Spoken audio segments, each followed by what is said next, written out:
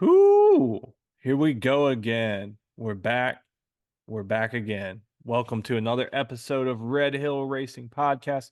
I'm your favorite redneck here with your favorite hillbilly. He is your favorite hillbilly. He's Mr. 43X. We went back to the traditional Dustin Lee. What's happening, Dustin?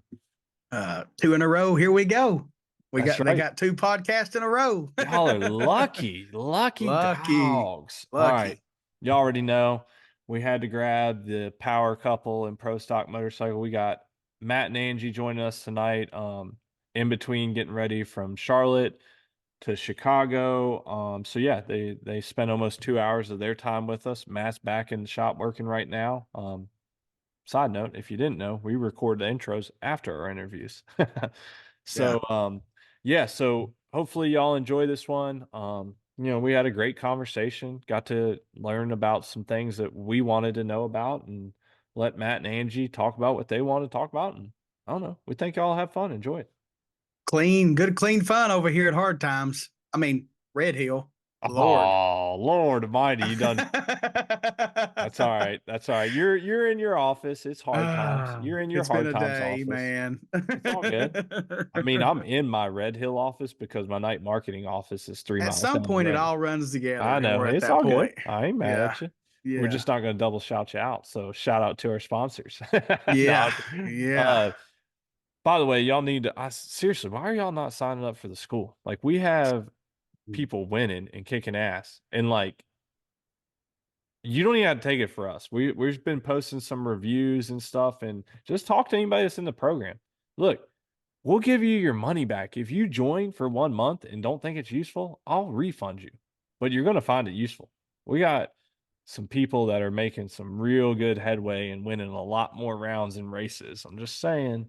I mean, Um, there's some of them that's paid the annual cost for 2 years and has won way more than that oh in yeah, racing just by some helpers.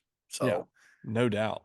yeah, I mean, And we whatever. also do giveaways at the school. We have Hmm. we have twice a month we do random giveaways, and we have a private contingency. So if you win a race, you get entered in with your fellow school members, and we have another Vance and race suit to give away at the end of the year. So we got plenty of good perks. Anyways, if you Big, have big any things. questions, yeah, if you have any questions or concerns, or just want to know more about it, just reach out to me or Dustin. Probably me, but reach out, and we'll Or answer you them can hit best we me can. up. I'll lead you in the right direction Yeah, and if he can't answer it, he's going to send you to me. So, anyways, for sure.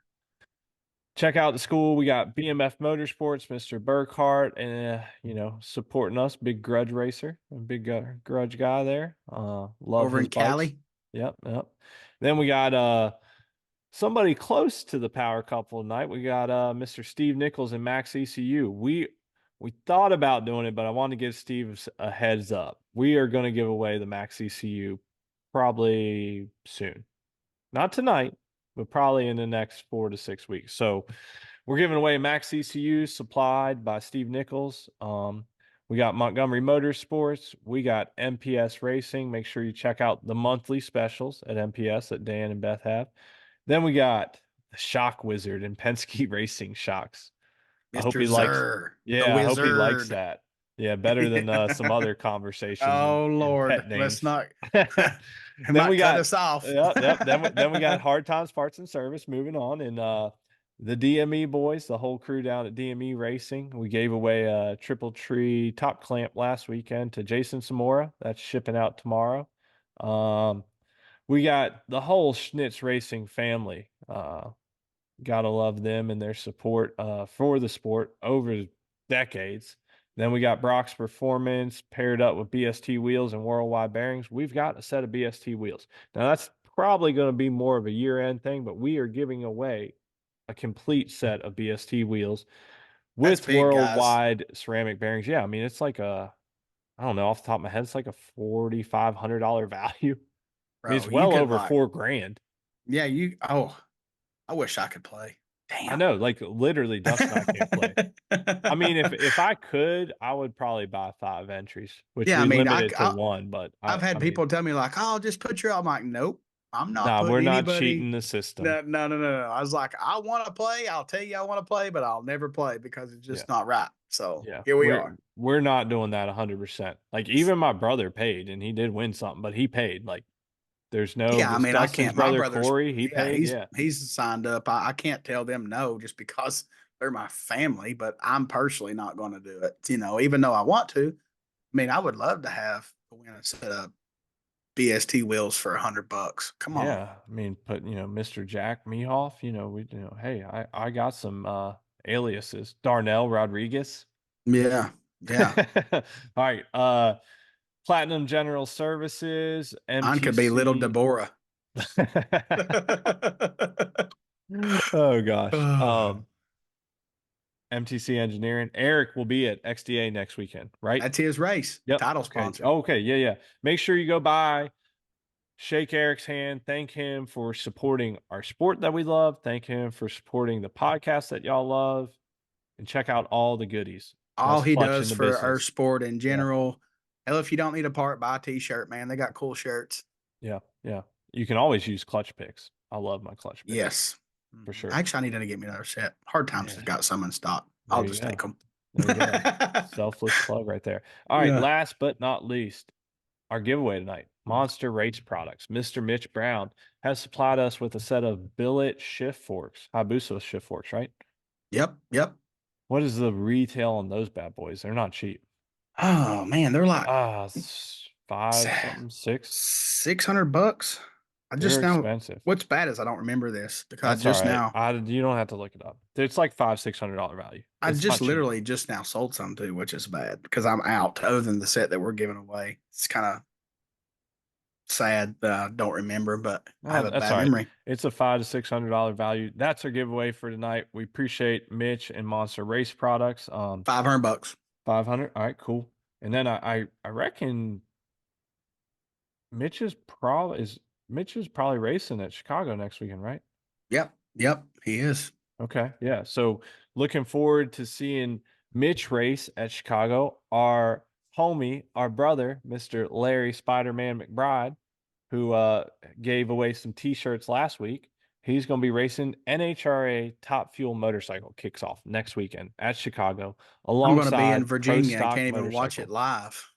Yes. Well, I'll be waiting for a baby, so I might have time to tune in. Yeah, I'll send you my passcode. Oh, that's right. You have the NHRA. I'll send you my Yeah. info.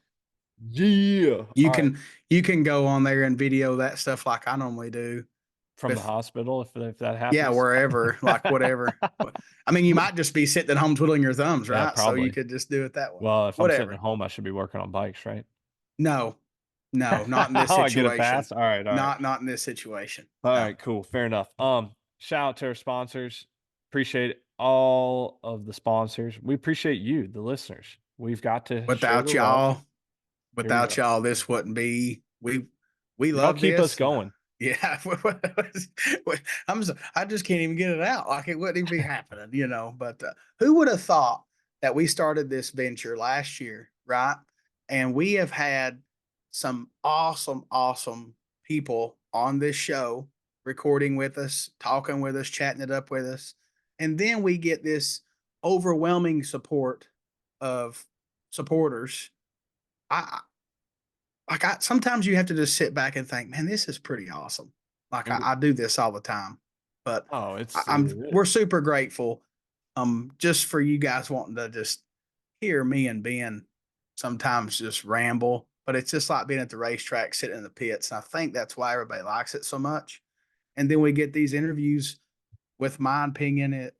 With my opinion is just some of the greats in our sport, and we're thankful to have them and them give their time to us to just come on here and just probably say the same thing they've said a million times at some point. But we try to change it up because me and Ben's like that. We're a little special. We're We definitely special. we add interesting things to the conversation sometimes, and it's just cool that this is where we are. Yeah. After just a little over a year, it's pretty cool. Yeah, We're for thankful sure. for it. And we're almost to Dustin's goal of 150 subs. We're very close. Get me there, then I'll ask for more. Come Yeah, on with it. yeah. Remember the limit is 200, but Yeah, I if you mean, don't you reach guys it, it's not a big waiting. deal. I mean, you're still not missing out on stuff, but you're missing out on stuff. Like the Well, big they're stuff missing is out about on, to pop yeah. off. Like we're about to do the max ECU. Just think, you spend $100 for the sub, you get a shirt, you get the tool, you get a koozie, you get this little love package that we send you, bottle buddy right there in the camera, and then you get a $60 package from us. So basically, you get $60 value. So you got $40 invested. You can win a freaking standalone or a set of wheels. Or an Hell, if you MTC just Gen win, 2 clutch, or a Penske yeah, Racing shock, or a DME Racing oil pan, if you or just win a holy cow. certificate from SNITS or MPS, it's like covering it. Like, you know what I Yeah. mean? Like Yeah, we give this is, away $50 gift certificates from MPS and shit. It's like, I don't I'm know. not gonna lie, I'm mind blown that it ain't even maxed out. Like I just don't. Like I I think a see lot of people don't realize still. So look, how about this? How about a new ask? Here's a different ask. If you're a subscriber, explain to somebody else that that's that races should be what this signed up for is. this deal. Because I actually I'm gonna call him out, our homie, the ET gangster. The ET Yeah, gangster texted me last week and he's like, bro, how do I get a shirt for my wife? He's like, and my wife doesn't like drag racing, like literally does not, because Jeff wrecked yeah. and definitely like dislikes it. Miss Santine likes the podcast. Honored, honored, feels so honored. He's like, Thank I you. need to get her. And I was like, bro, why are you not subbed up for the giveaways? First off, I was like, I got you. I can get your wife a shirt, but why are you not subscribed?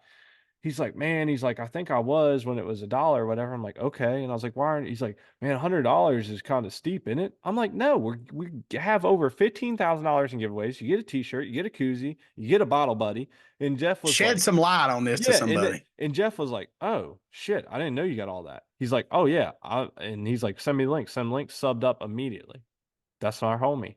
That's They the, just don't understand. Like people just yeah. don't know, right? So that is So a new tell your friend, challenge. yeah, tell your Yeah. friend or buddy, and we're gonna fill this up quick. Because look, we gotta buy our kids some ice cream.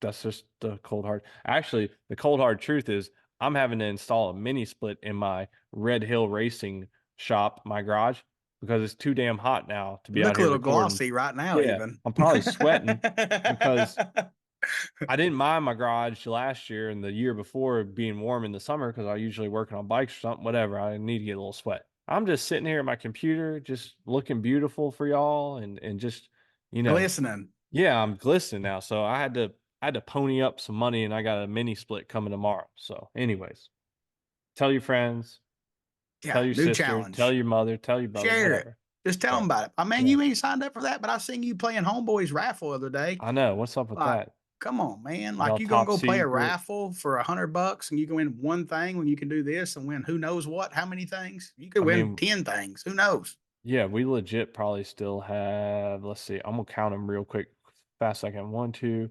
3, 4, 5, 6, 7, 8, 9, 10, 11, 12, 13. I mean, we've got 30 that those were just individuals. And we got the gift cards. We've still got 25, 30, 30 products and gifts to give away. All right, enough about that.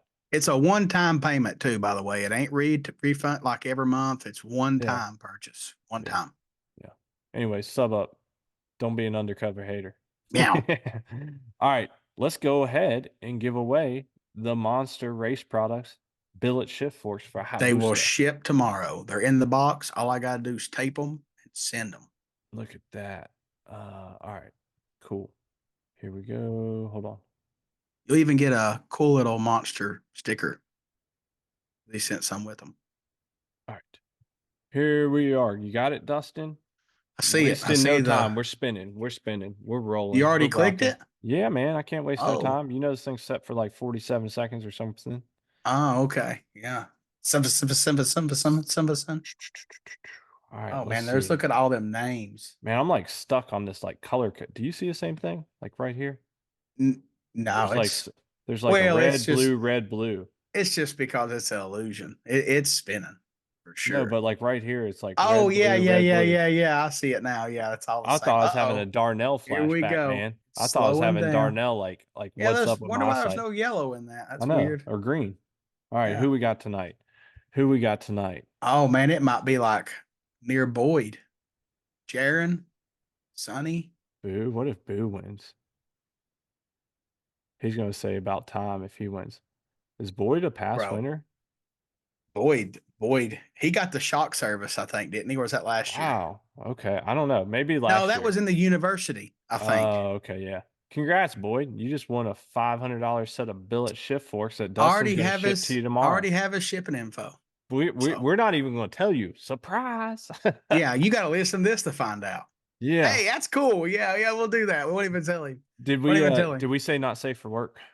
Oh, it's not. Because No, now, because I was going to say, "Hey, Boyd, surprise, motherfucker." well, Matt and Angie didn't say a curse word at all, but I did for Oh, I sure. did. 100%. Yeah. Yeah. So I don't think they did. They didn't no, curse at all. they're very professional and we're not, you know. Yeah. So That's why we're bracket racers.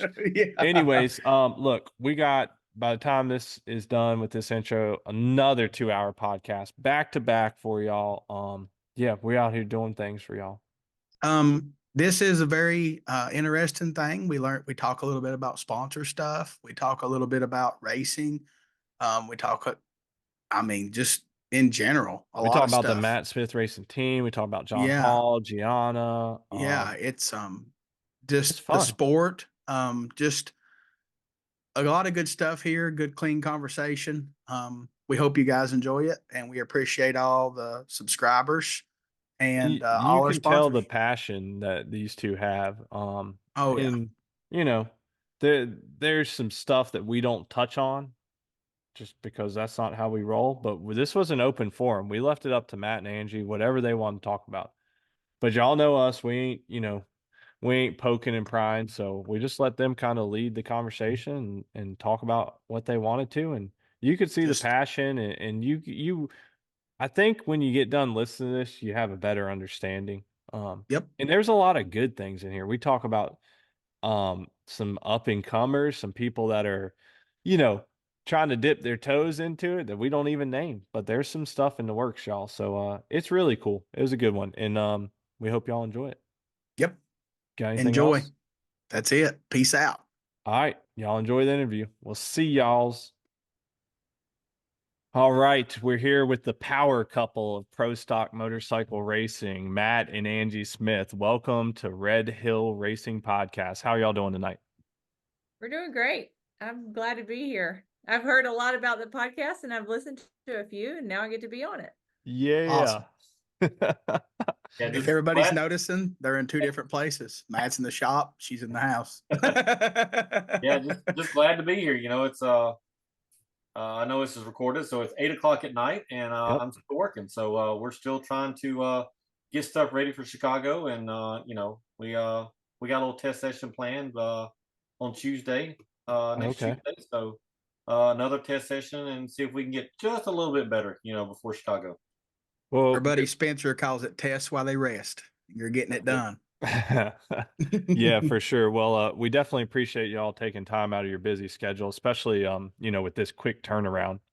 I know everybody was chomping at the bit from Gainesville to Charlotte, but now it's like you said, I guess Angie got all her work done and had to come inside while you're still working. But we appreciate you taking time because if you're testing Tuesday and then I guess heading straight out to Chicago from there, probably.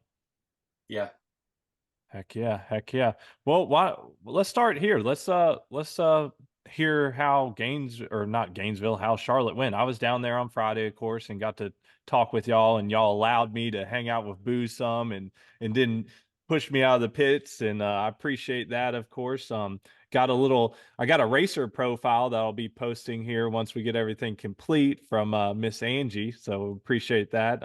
Little surprise, got Angie on there, and yeah, got to hang out and talk with y'all a little bit, but tell us from your aspect how the weekend went. I know I had to bail out Saturday, and so I missed all the good stuff on Sunday. But personally, I'd rather be at home on Sunday because I don't want to be in anybody's way on a Sunday at the racetrack. So Right. how'd it go from y'all's perspective? I mean, we kind of already know some of the things that happened, but tell us how it went. Well, I think the biggest thing is, going up to Charlotte, the whole class is behind, and everybody's behind, the one bike. And needless to say, we went to work. You know, I mean, we Yeah. kept getting criticized, by everybody saying that we need to go put in some work and do this and do that. We got really good power. We just can't manage our power in the first 60 foot as good as they're doing right now. So we went and tested 4 different times, at 4 different places, and definitely got our 60 foots better. Right. Is it where we want to be? No. I mean, I think we can get to 104s, but I think we can constantly get 105s. But with the V twin, I think a 104 is about all we're going to be able to get with as much torque as this motor has over the Suzuki. With the same wheelbase, same tires, same everything that the whole class has. So in general, we're about 68 foot-pounds more torque at the 6,000 to 7,000 RPM range of where the Suzuki leaves and the V-twin leaves. So we're just really battling that first initial of getting the bike to move. So all in all, I think our test went good. We definitely showed promise at Charlotte. One thing I will say is, Angie's bike, we struggled with her bike all weekend, and it just wouldn't 60 foot like mine was and John's was. And Gianna, we still have her a little bit detuned, just trying to let her get up to speed with the V twin bike because Right. of how different it is from the Suzuki. But when we got home, I kept looking at the computer and I said, "Look, your bike is slipping the clutch all the time, and I just keep putting clutch in it, putting clutch in it, putting clutch in it, and it's not responding like it is." Well, come to find out, the daggone speed sensor was loose on her bike and nobody caught it. And that's why it was showing it was slipping when Yeah. it was deadlocked up, and I just kept going the wrong way with her. So as a tuner, it just, running 4 bikes, and I was helping Ron Torno. So actually running 5 bikes, I kind of missed it. I kind of missed looking at it and going out and telling the guy to check it out. And, we just didn't catch it until we got home and evaluated everything. And so Ye- I think she'll be better at Chicago, and we're definitely the Tuesday test. We're totally focusing on Gianna and Angie on getting their bikes better. I will say that your bike was definitely a different motorcycle. I could tell just hearing it. It sounded like a different motorcycle. And with you tuning 5 motorcycles is spreading you super duper thin anyway. That's probably like a circus in the pits for Matt. He's just jumping across wheelie bars and trying to get back in the trailer to get to the laptop. And Boo's probably got some kind of crap to say while you're running by, and Boo Well, being Boo. yeah, and it's one of them things, at the 4 wide, it's really hard because there are a couple of times we had 3 bikes running in a quad. So Yeah. it's super hard, especially if I'm trying to help everybody and do everything. Normally, I just got to worry about 2 bikes. If I'm in the other lane, then somebody takes care of the other bike. But when we got 3 bikes running in one quad, I mean, it's just I can't go help the people that I need Yeah, to every motorcycle needs someone at the starting line, someone at the burnout box. It's a fiasco, right? You need 6 people at the same time, and correct. that's crazy. Can I ask, do y'all like the 4 wide then? Because I'm sorry, I had to run out. My dog was barking at the door and the baby's asleep. So yeah, my apologies. This is what happens. We're recording. We're not even live. I still had to run out. But I mean, do y'all like it? I'll Can you let say Angie that? answer that one first.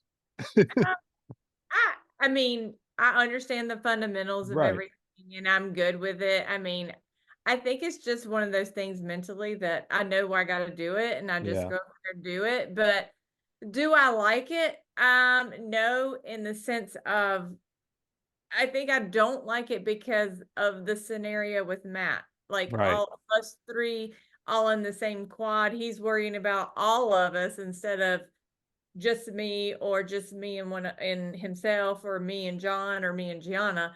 It puts a lot of added pressure on Matt and I know that. And hey, I'm just like every other racer. Like I get mad when I don't do good, Yeah. I tell Hell him this yeah. all the time. I tell him this all the time. He gets mad at me for getting mad because I didn't do well, and I'm like, with the day that I come back and put my bike on the lift, and I go, okay, whatever. That's when I will quit.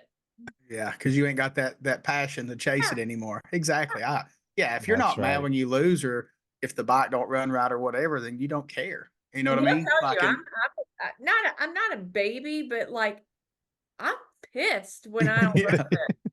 I little am. firecracker when she comes I back. am one of the like in Gainesville when it when I didn't make it down the track on Friday and then Saturday and then it started raining, I just told him like, you better hope and pray it doesn't rain. He was going to stay in the garage I was gonna forever. say Matt was gonna be in the shop for a while. He told me, he said, if your bike doesn't go down they had already, all the crew guys, all of them, they had already had a meeting and said, if her bike does not go down the track and she doesn't get in, he had already said he's going to the hotel and stay. Like he wasn't staying in the smaller, he was leaving. Fair enough. could- Fair enough. He was going to see the smoke signals coming out of your ears under the helmet. He was going to like, nope, I'm out. I could see that already, but no. In perspective on I like the 4 wide.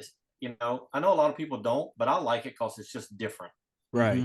I guess when you race for 20, 30 years and you do the same thing every week in and out, it kind of gets old. So I think the 4 wide, it's a challenge. I try to explain to people it's like NASCAR. Everybody gets tired of going in circles all the time, and they have different, Yeah. mile and a half, mile, 2 miles, and then they got road course races. And I look at the 4 wide as our road course race. It's just something different, and it only happens twice a year, once for us, and it's no big deal. Would I like for one of the races to be in the countdown? Absolutely. I think it would really shake up the countdown to have a 4 wide race in the countdown, just because I look at it like a road course race, and A challenge. I think it's a challenge, and I think it's just different, Mm-hmm. And I don't know. Like I said, I like it. A lot of people don't, but I do. I told Ben that I would like to bracket race 4 wide. He's like, you're crazy. I'm like, I'd like to try it. It'd be fun. It'd be different for sure. Well, to me, you would have to be in lane 1 and 4 if you're going to bracket race. That's right. That way you can look being one in lane lane. 2 or 3, and you got to look left and look right and then look back left, you're going to be in trouble. We got auto shift. I can do what the hell I got to do over there. You know what that just made me think of, Matt? Ryan Schnitz on his top sportsman bike. Have you ever seen that turbo bike he built, his personal bike? Him and Trevor ride it. It's got cameras on it. Yeah, he's got cameras that literally are just looking off each side, and on his dash, on his controls, he can just toggle left or right, so he can look straight. So I was just that you said that, and I was like, man, Ryan Schnitz would love that race on his bike. Oh yeah, that's pretty neat. To me, the 4 wides, the most confusing part is, of course, staging and then getting off the damn track.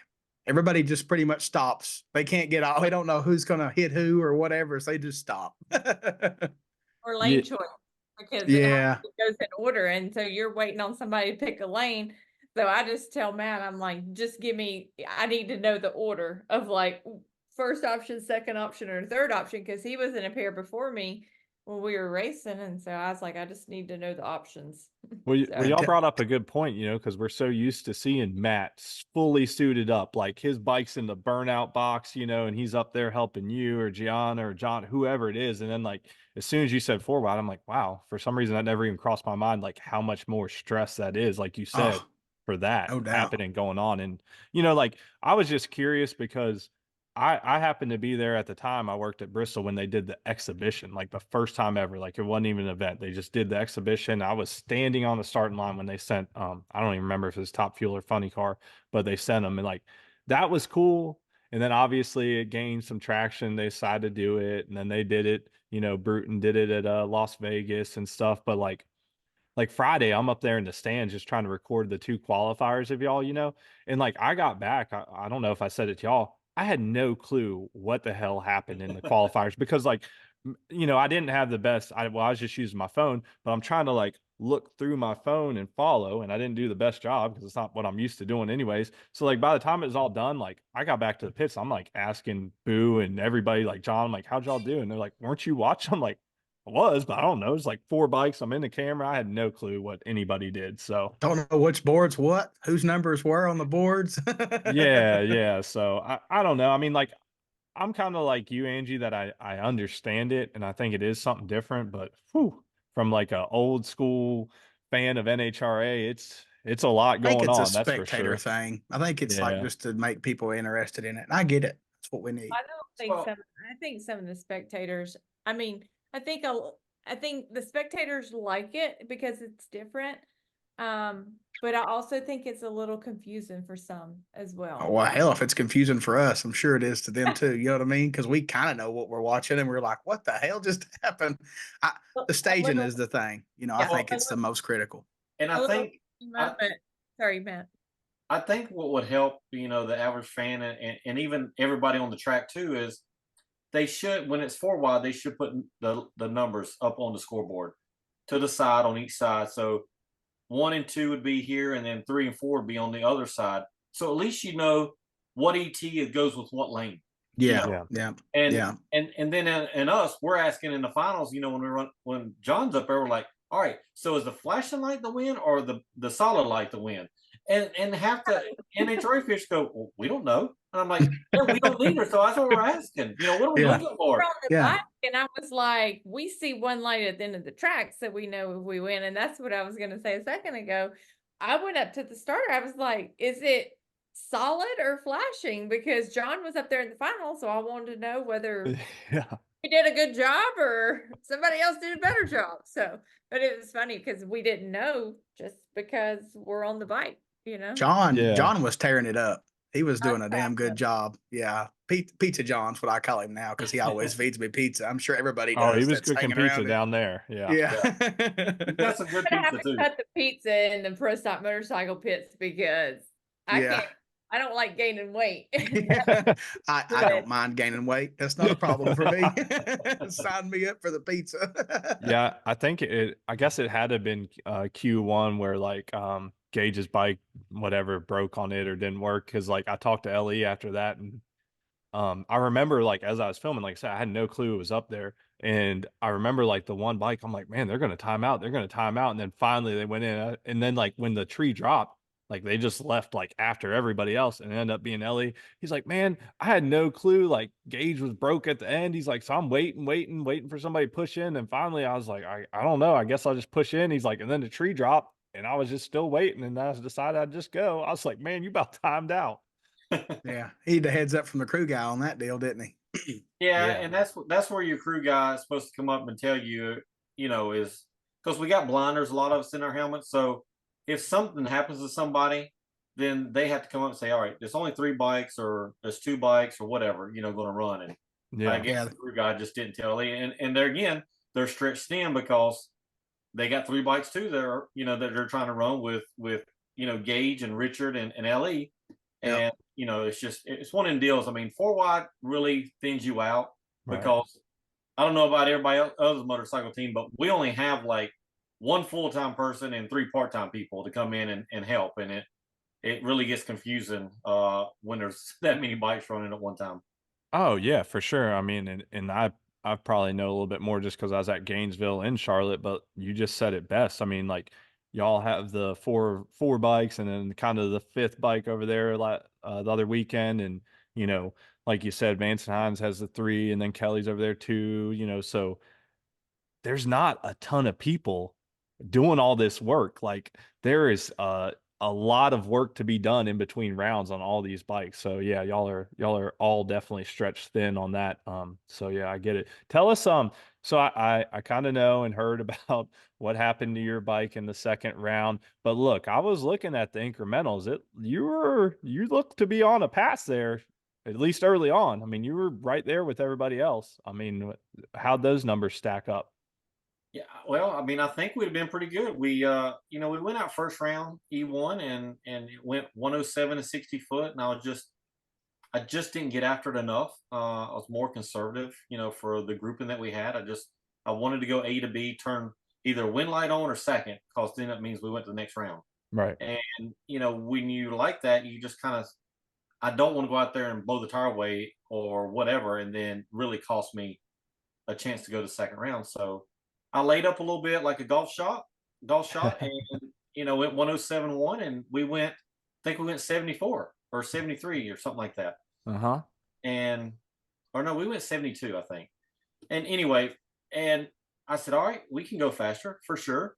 So went back up there for second round. When in the meantime, the NHRA people, they come by and they said, the camera guys, and they wanted to put a camera on the bike. And I didn't want to at first, but I told them that our sponsor Denso pays for cameras to be on Angie's bike or Right. / my bike And we used to rotate back and forth from one race her, one race me. Well, since I'm back on the V twin, I got no weight to put on the bike, and I'm actually just right at weight. So I'm like, look, Angie can have the camera all year long. I don't want the camera on because I want to win races. I don't, of course I want to promote my sponsor, but to me, if I can win the race instead of having the onboard camera on my bike, then Way I just better. do that, Yeah. So in essence, I told them they could come by and put the wiring harness on because I weighed it and it weighed 1.5 pounds. So I said, we can put that on because I can still make weight. And if for some reason we're in the finals and we're close to what Gage is running or something, then we might stick it on it because it was only another 1.5 pounds for the camera to go on there and the battery pack. So I said, we might do it, but I said, at least put the wiring harness on. So they did that. And the guy, we don't have our airline run right there by the header, but it's close by, okay? Yeah. But what the picture shows.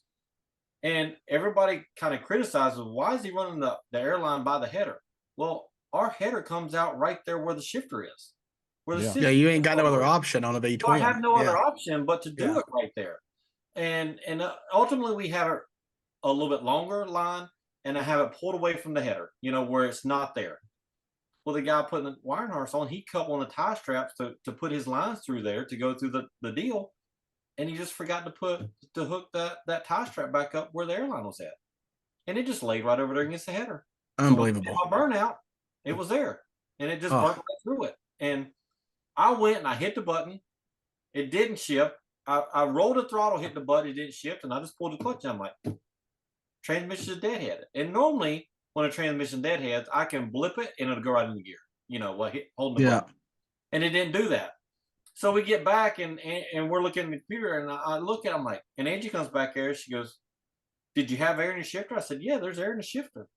She goes, what did the pressure say? So I pulled the pressure sensor up on the computer. I'm like, it didn't look like I had any pressure. So we walk out there right away and look, and there it is. The line's burnt right to the header. And there's air in the gauge, so I'm like, there it is. So we realized what it was, afterwards. The camera people come by and we told them what happened. And, it wasn't nothing that was done intentional. It was nothing done malicious or whatever. It was an accident. All right.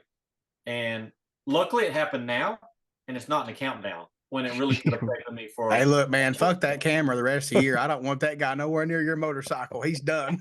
Well, the wiring harness is on it now, and all they got to do is plug a camera up at front. So it's around nothing that should be critical. I mean, I knew that you was worried about weight, but that one zip tie was fucking needed. Like we needed that dude right there. That dude cost me from going to the finals because you was about to lay one down for sure. It was going to be 2 MSR bikes and 2 Vance Hines bikes in the finals. That'd be awesome. I mean, I seen your numbers.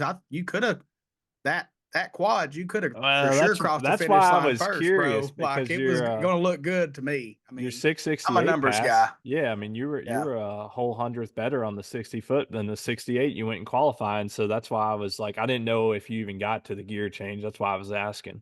No, it never made the 1-2, but it did go, I think, 105.6 or 105.8. Best 60-foot all weekend. I had my best reaction time all weekend. I was 17 on the tree. And like I said, we were going next round. If it just would have shifted, then transmission fell out of, I guess you could say. Hey, when you guys go test, you ought to just pull her out and make one hit with that tune-up just to see. No. I Here comes the smoke. I think I'm where I need to be for Chicago, so I'm gonna leave it. I'm gonna start there with it, and we got 4 passes up there. We'll build to it because I really need to focus on Angie and get her bike back to where hers is like mine and John's. I mean, you look at John. John could go 105, 106 every pass.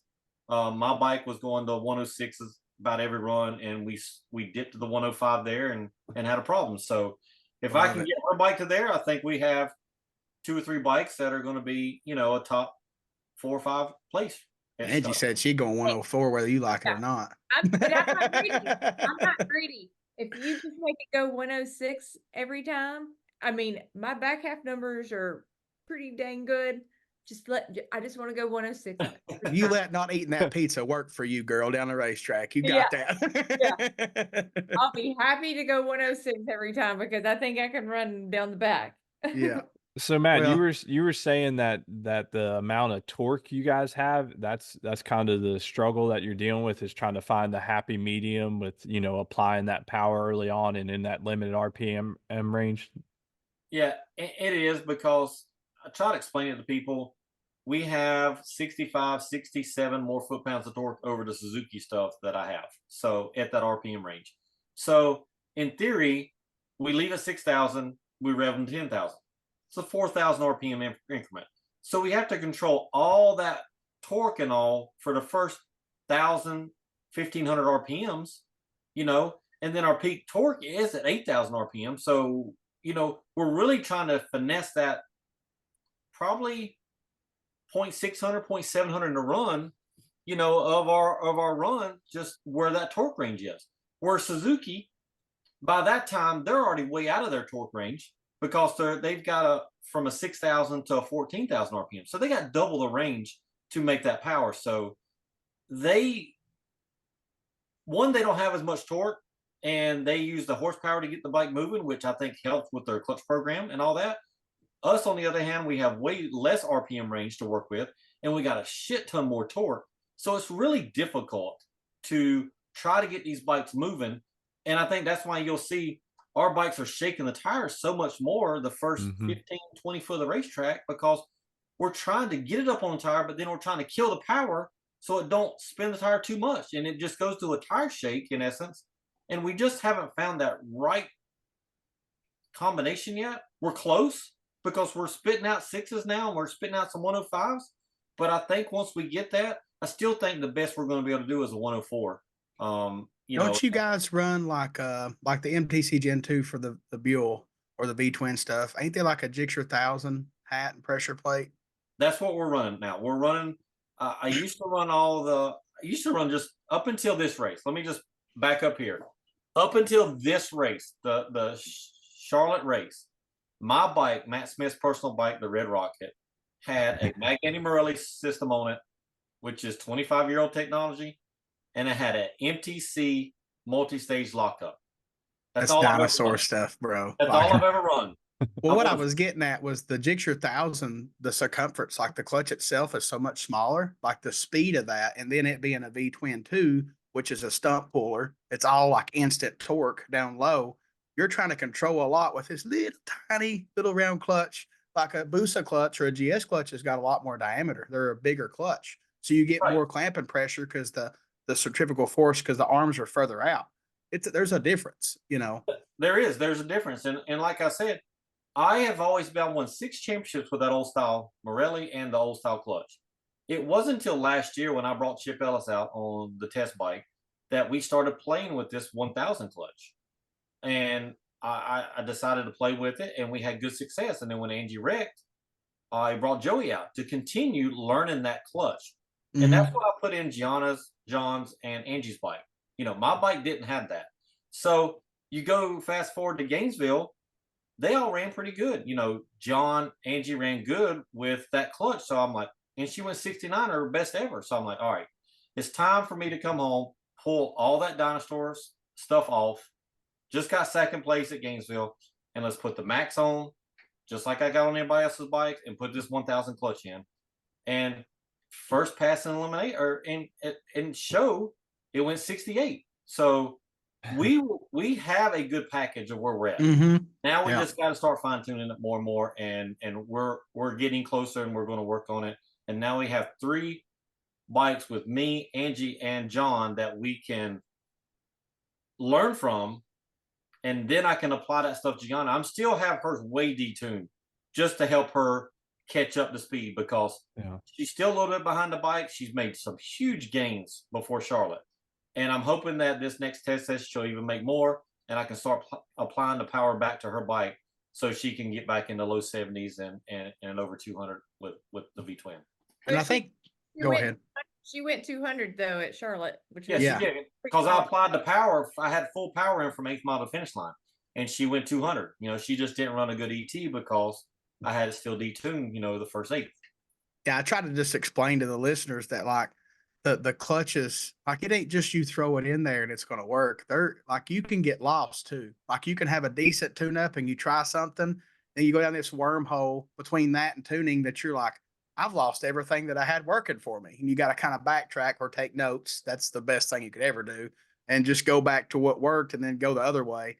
But it'll take you a little bit of time. I mean, you've not had it that long in your bike for sure. So I feel like great things are coming. And I'm all about, I want to see you guys go to a race and it be like Pro Stock Car, where it's just so damn tight. I know it's hard to do. I mean, we have parity classes at like XDA that it's just hard, to keep everybody real tight. But if we can get it where it's like a couple hundreds, man, it's going to be on and popping then, because then everything matters. You could be a little behind, but smack the tree and be 00 and get it done. That's what racers want. That's what we want to see. That's what everybody should want to see. Right. I mean, it was like that. In 2022, we had how many? 7 different winners. 7 different Yeah. winners here. Yeah. It was a dogfight between Matt and Joey in the countdown. And then I think I started the countdown in 6th and ended up 3rd, only because my husband didn't beat Joey in the semifinal. Second. It's a tough crowd on our team. I know y'all know. But anyway, but it was because I won the race and he won the championship. So I think from a racer standpoint and from a fan standpoint, I mean, everybody wants to see competitive racing. Oh yeah, for sure. I don't think anybody wants to see one person win all the time and then win as big as the margins have been. If one person win all the time, if they're only 1 or 2 hundredths faster than everybody else and he's just doing his job, then hey, that's racing.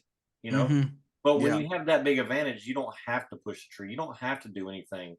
And I think that's where, hopefully taking the red fuel away from everybody and everybody's going back to the same fuel. Looks like it might have slowed them down a couple hundredths. And if we picked up a couple hundredths looks like we did with 60 foot, we closed the gap. We closed from 800ths that we were behind to 400ths now. So 400's a lot closer than 800s, and we can race on that. But I truly believe that with the fuel change and then you updating your stuff a little bit and getting everybody's stuff dialed in, that right now it's probably more fair than it has been since the beginning of last year. You know what I mean? Like, I feel like that with you getting this change and I seeing your 60 foots and 330 numbers, that at this moment it could be pretty close. Now we won't know for sure because they did have some issues, of course, and had to struggle to gather it back up. But I feel like that the biggest thing that a lot of people won't understand is there's always going to be those other racers that's behind, even like the V twins. Like, you have some people that was on fire and doing great, like Ryan or Steve Johnson. They were doing great and they just kind of lost it. Like, they're struggling a little bit. And they're going to be behind because they just kind of lost track of where they were at. And you're never going to have, it's not like everybody's on the same team. Like, if you had all the bikes that was V twins was Matt Smith Racing, and then all the GSs or Suzuki's was Vance and Hines, then it would be like Pro Stock Car, kind of. Right. But it's never going to be that way because you do have the independent privateer type racers. But when you look at the qualifying sheets and you guys have 3 or 4 bikes, and Vance and Hines has 3 or 4 bikes, the top 10 could be pretty tight. You know what I mean? It could be. And that's what we should want to see. That's what I want to see. I want to see y'all go out there and earn it on the tree. I'm all about cutting a good light and seeing y'all earn it down the racetrack. Maybe miss a shift point a little and it costs you the round. You know what I'm saying? Like, that's cool. That's what it should be about. Right. And I think we are closer to that. Yeah. I know in NHRA, I think it was it Sunday or Saturday that they were checking weight difference. So they had us, we'd weigh the whole bike, and then they had a mark on the scale where we had to put the front tire on the bike. So they were checking percentages of the front weight on the bike. So I know they're thinking in their head they're going to do. They're trying. They're probably next step is going to do something like that. To try to help even the class out a little bit more. Maybe Gage has more weight on the front of the bike than what everybody else does because he's a small guy. I don't know, but yeah. All in all, if they do get him slowed up another couple hundredths and everybody closes that gap a little bit more, then it's definitely going to be a dogfight the rest of the year for sure. And yeah, no doubt. Hopefully they get it there. Well, I mean, like I said, not only do the racers want to see competitive race, but the fans want to see it too. I mean, nobody wants to see one person win all the time. And if we can have multiple riders this year win, and it's a dogfight going down the stretch, our team is in it to have that dogfight. That's trust me. We wouldn't have already tested 4 times since Gainesville and have another one scheduled. Our team has probably tested more since Gainesville than the whole class combined. You know, He probably made more um, passes by now than everybody does all season. You know what I mean? So, Like, you know, you've been putting the laps in. yeah. So all in all, we're really striving to try to do better and to get better. And you know, it's costing us a lot of money, but we're in it to do that. We want. I was about to mention that, like, people don't realize you go in and test and you got to rent the track. You're wearing and tearing on parts because you have actual A motors in your motors when you're your bikes when you're testing. You're not just, just going to 60 foot. You're making laps, to see what you go. So there's a lot of expense in that. So they gotta at least respect the fact that you're out there grinding, trying to find the ET and pick up. They have to. If they don't, come talk to me because that Right. money's hard to get. And not only that, I mean, we couldn't do it if we wasn't on a V twin. I just tell you that now.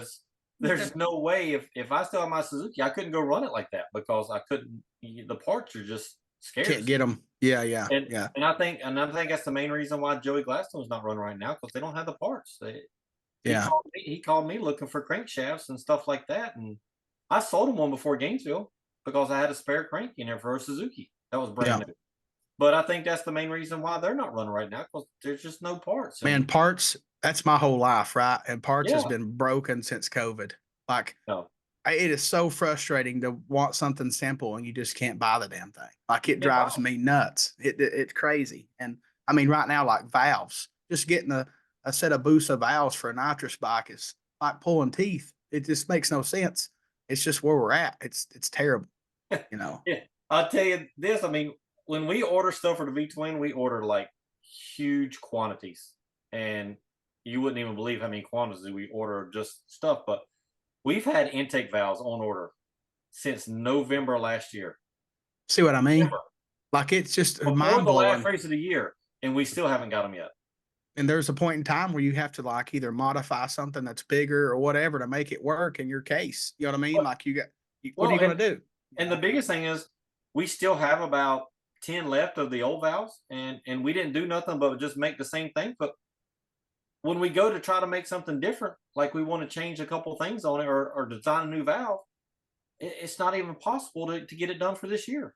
And it's frustrating, because of what the suppliers have gone to now. They still use this COVID thing, and then they go, well, you need to order this many to do it. All right, okay, we'll order that, but we need to get this done, and then it's just still not happening, because I'm not going to say who the valve manufacturer is because I don't want to get in trouble, but it's just frustrating, Yeah, the biggest thing is those poor motorcycle racers, man. Like, we're like second class citizens, right? Like, if we ain't got a damn LS, we don't mean shit, Yeah, we got to pay twice as much too. Yeah, I mean, I love looking at car parts. It's like, oh wait, 8 rods cost less than the 4 rods I'm trying to get for my bike, and they're twice as big too. I'm like, this makes no sense. But I mean, it's a numbers game. I do understand that. Like, okay, they're producing such a small quantity compared to, like Dustin said, whatever rods for cars. But it's like you start flipping through the pages of a Jegs or something, and you're like, damn, I could build this car engine for way cheaper than the bike engine. And my 2 rods cost as much as your 4 rods. Yeah, exactly. Right.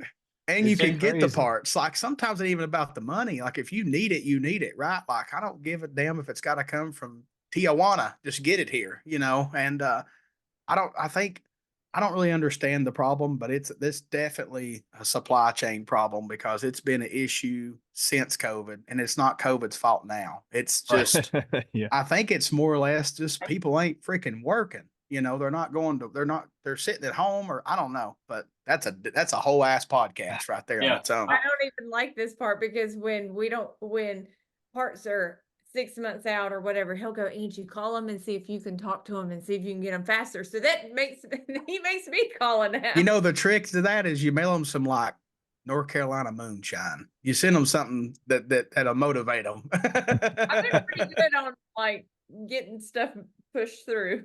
Yeah, sometimes you got to mail them some flowers and some chocolates just to get your shit. Yeah, well, and I don't want to not point out too, you said a very important thing earlier, Matt. I mean, like you put it out there that y'all have been testing, this combination all from last year. Like, your newer clutch setup and all, like this has been an ongoing thing. So, I think that's important, especially after Gainesville, where it was like, oh, easy to just say, well, they're not 60 foot and they need to test or they need to do that and all. I And mean, it's like, obviously, both of you knew that. You know what I mean? Like, it ain't like you didn't look at your time slip. And I Right. mean, everybody I was probably one of them, is like, I see the problem. The front half is not there, and sometimes it'll almost double depending on the situation. And you knew the problem. You was done mentally working on it last year. yeah. Matt got the kick in his tail to when the Red Rocket got moved, everything's going. That was and we get it because that was your old faithful, right? That Yep. was your old trusty. I can pull this old girl off the top shelf and she's going to lay a lap down for me, And we've all seen it many a times. We've seen Matt testing a new bike, and then when it comes to the time to race, we're going to qualify this one. Let me ride this one because I know it's going to get it done. I have that old faithful in my stable, even though sometimes she pisses me off too, but I get it. So you got your old trusty hot rod, the Steed there. And when you made the decision to change it, that was the deciding factor that it was time. And obviously you're testing and working on it to make it better. And that's what it takes. I mean, you just got to get out there and try stuff. And sometimes that stuff you try, you waste money, trying it or wasting parts or whatever. But it's just the battle of it, unfortunately. Yep. I got a question. We got to dive deep back for this though, Matt. I want to know, and this is probably just because it was before my time or something. I don't know, but I'm just curious. How did you get into racing bikes with what your dad's always done? Like I would literally, I mean, it's probably out there, so you can tell me a shortened version or whatever. I'm just curious, like how you got into the bikes. Well, basically, it all started around 1995, 96 era. Um, I wanted to go race a car. I wanted to be like my dad. And, I said, hey, I says, why don't you build me a race car and let me drive it like what you're doing? And this is when he was in pro stock back in the day. Okay, He yeah, was like, yeah. he goes, man, I can't afford what I'm doing, Harley. He said, much less you. He says, he goes, my dad and mom and dad didn't give me nothing. I had to go do it myself. And he said, if you want to do it, go do it. He said, you can use this shop to do whatever you need to do, but you just got to go do it yourself. So I'm like, Respect to Pops making you earn it. I like yeah. it. So I was like, okay. So I had a little street bike time. So I start going down the local drag strip, Farmington, and I start racing a little motorcycle, little street bike. That's all I did, and got really good at it, and won some races down there. And I'm like, so then I ordered a set of Pingle wheelie bars. I put on it so I could go faster, and it worked. And I'm like, man, I want to go faster yet. And actually, this little dude down there was at Farmington. His name's Tommy McDonald. He actually works on our team now.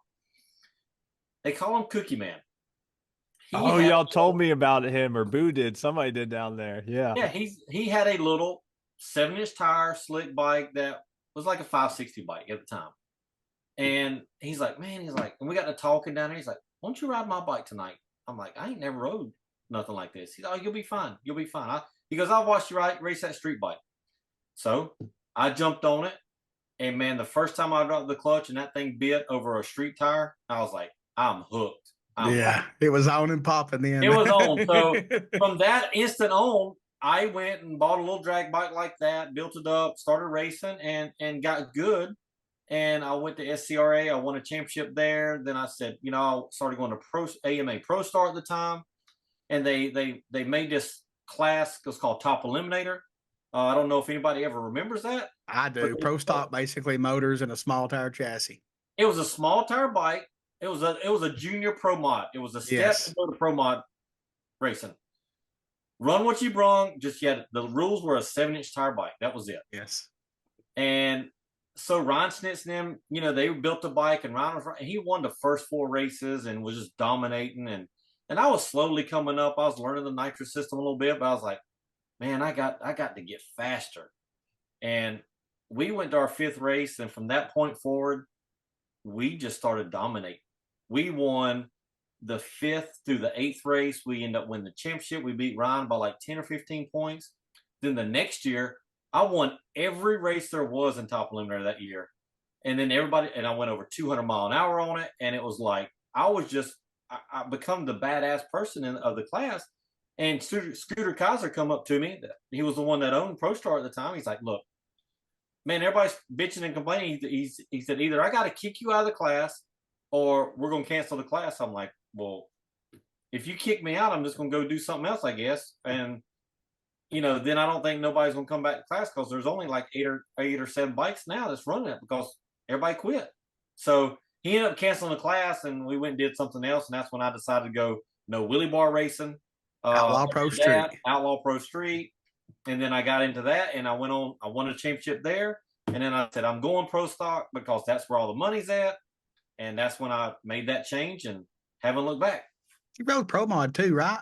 I rode Pro Mod bike a couple times. I never won a real race on a Pro Mod bike. Like AMA Pro Star, I run a little local race on a Pro Mod bike, but I never won a big race on a Pro Mod bike. It was like a bagger, wasn't it, or something? Didn't you ride a bagger once or no? Well, if you're gonna go, if you're gonna go there, that was in guitar. Now Yeah. that Pro Mod, yes, we did. I did win a race with 178 mile an hour back in the day. I remember seeing that. That was in like 2011, I think. So that I was remember fast back then. I was a kid at Piedmont watching. You were a kid. I was a kid at Piedmont, and I'm talking like 2001, maybe 2000, watching Miss Angie there ride an Outlaw Pro Street bike, a GSXR. Yeah, I remember watching it.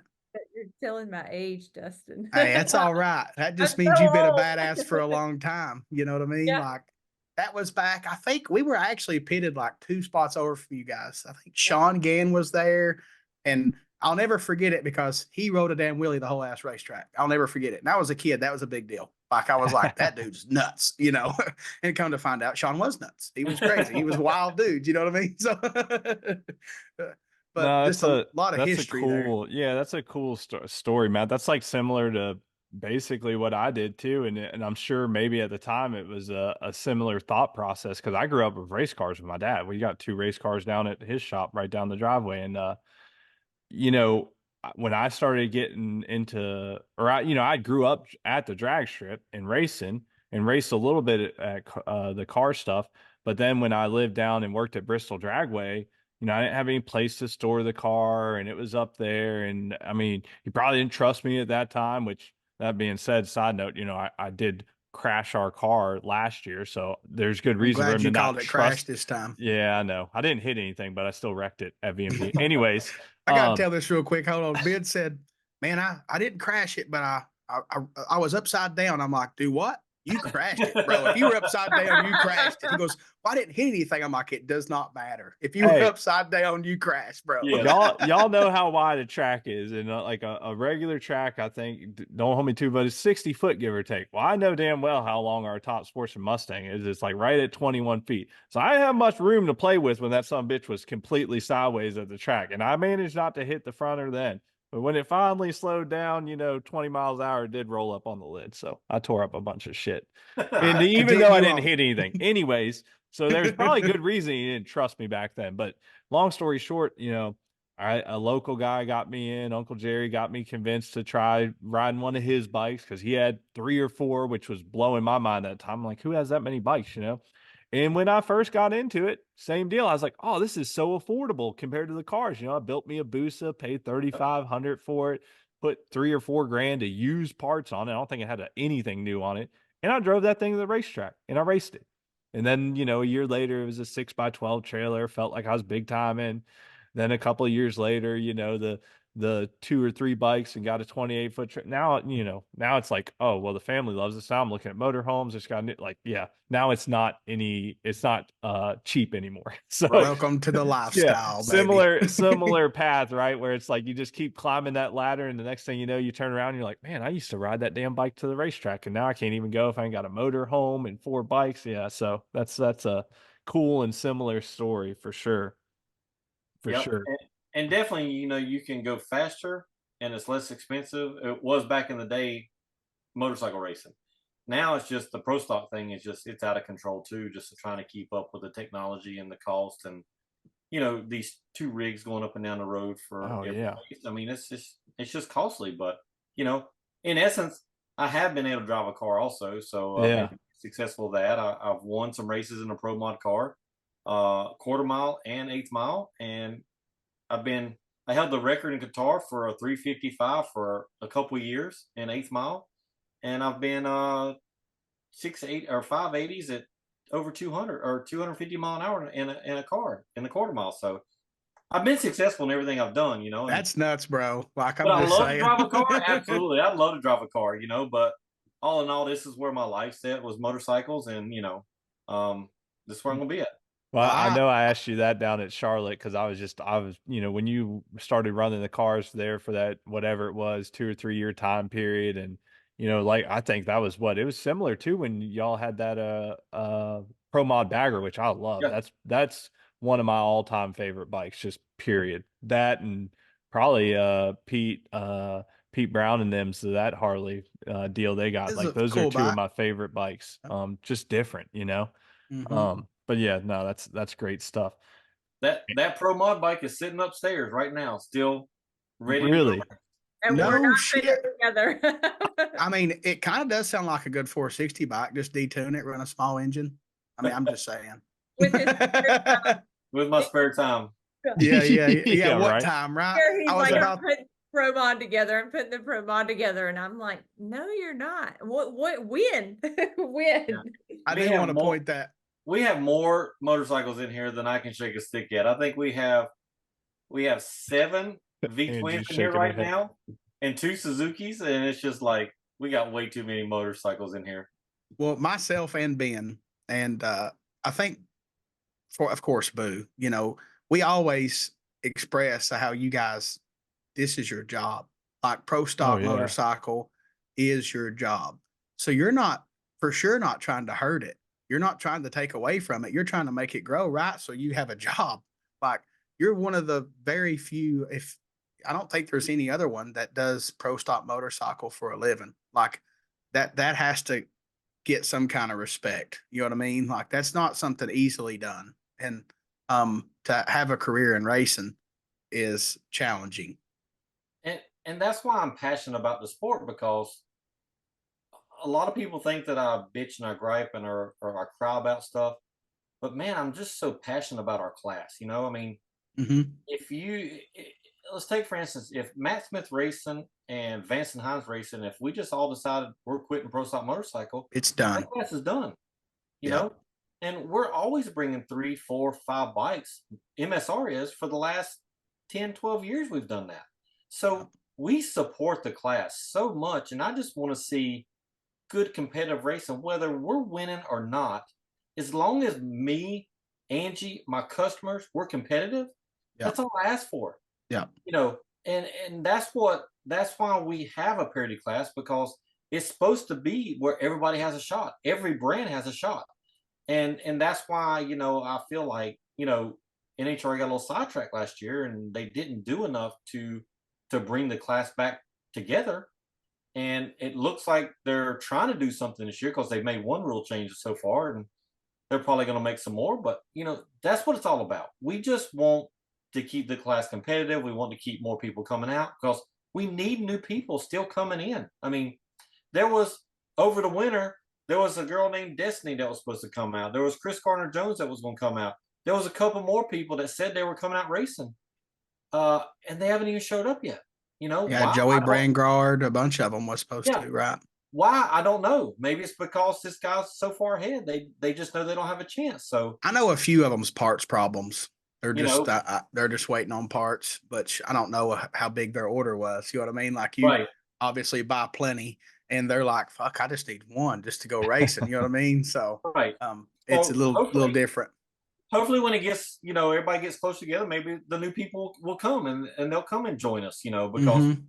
it's way better when we have 24, 27, 28 bikes competing for 16 spots rather than 16 or 18 competing for 16 spots, because that's where you see the big gap from 1 to 16.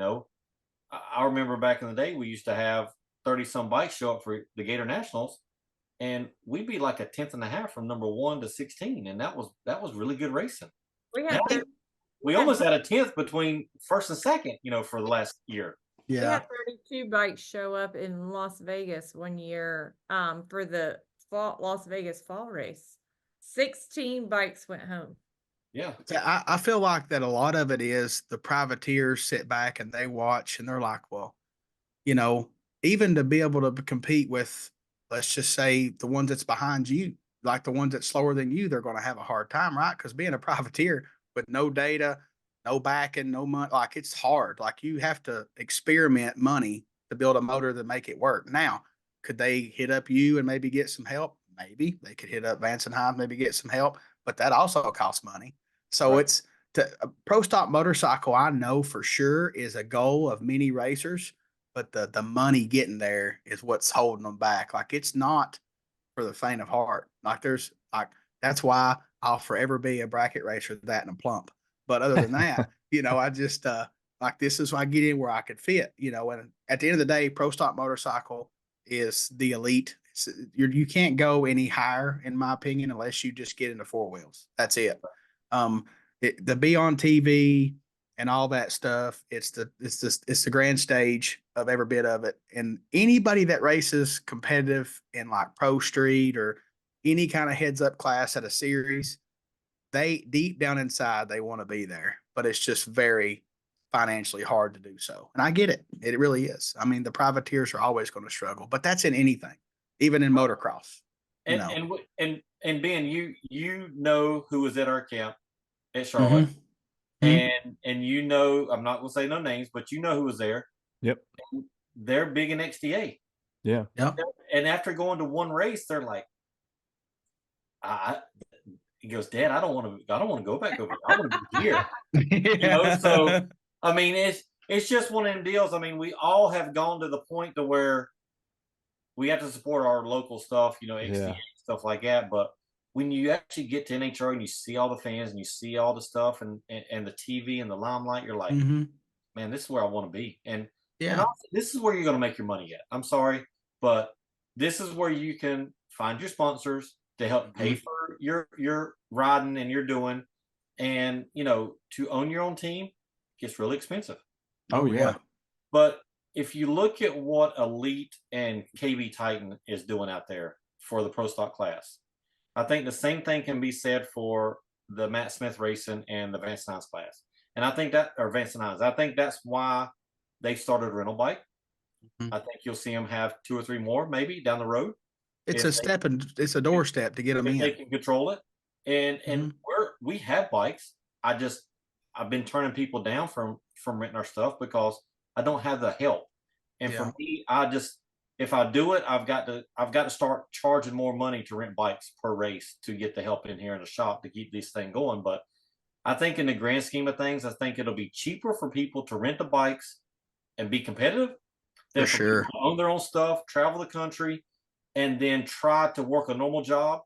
And then they're so far behind they get frustrated and they can't go racing and be competitive.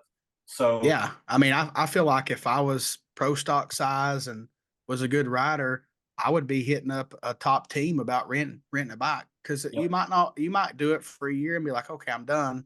And then if you do it for a year and you love it, then you can build your own stuff. You just got to, if that's what you want, you just got to try it. And I feel like the cheapest way and the smartest way to go would be hitting someone up and renting their bike and getting an agreement to lock that stuff in, and just be about it for a season or a few races and see if that's what you want. And like you said, obviously people realize real quick this is what they want to do, and or be around. It's that I was bummed that I didn't come to Charlotte. Ben was we were bummed too. Yeah. Ben was definitely giving me a difficult time about it. And but sometimes as a business owner, you got to do what's right for work. And that would have been more work and more play too. And it just didn't work. It didn't make sense. And I like, just go do you, boo. Just have fun. Yeah. And it's for sure.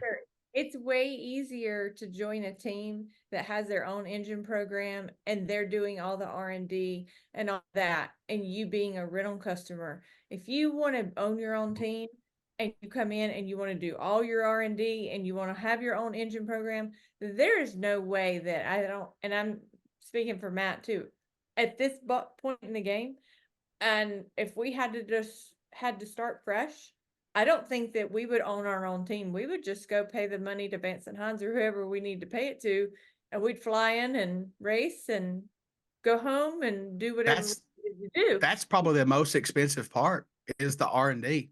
The hours and the money wasted in trying stuff that didn't work, and then you find a little power, and then you try more, then it hurts it.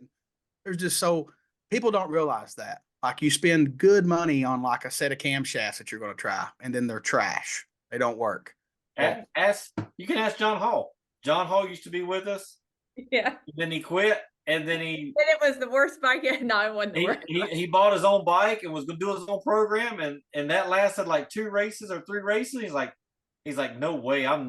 He sold that thing, and it's like he goes, I am a rental guy because I want to fly in, I want to fly out, and I want to have fun. I don't want the headache of having an employee full time, trying to find power, do all this stuff. And well, you take a passion and make it a job.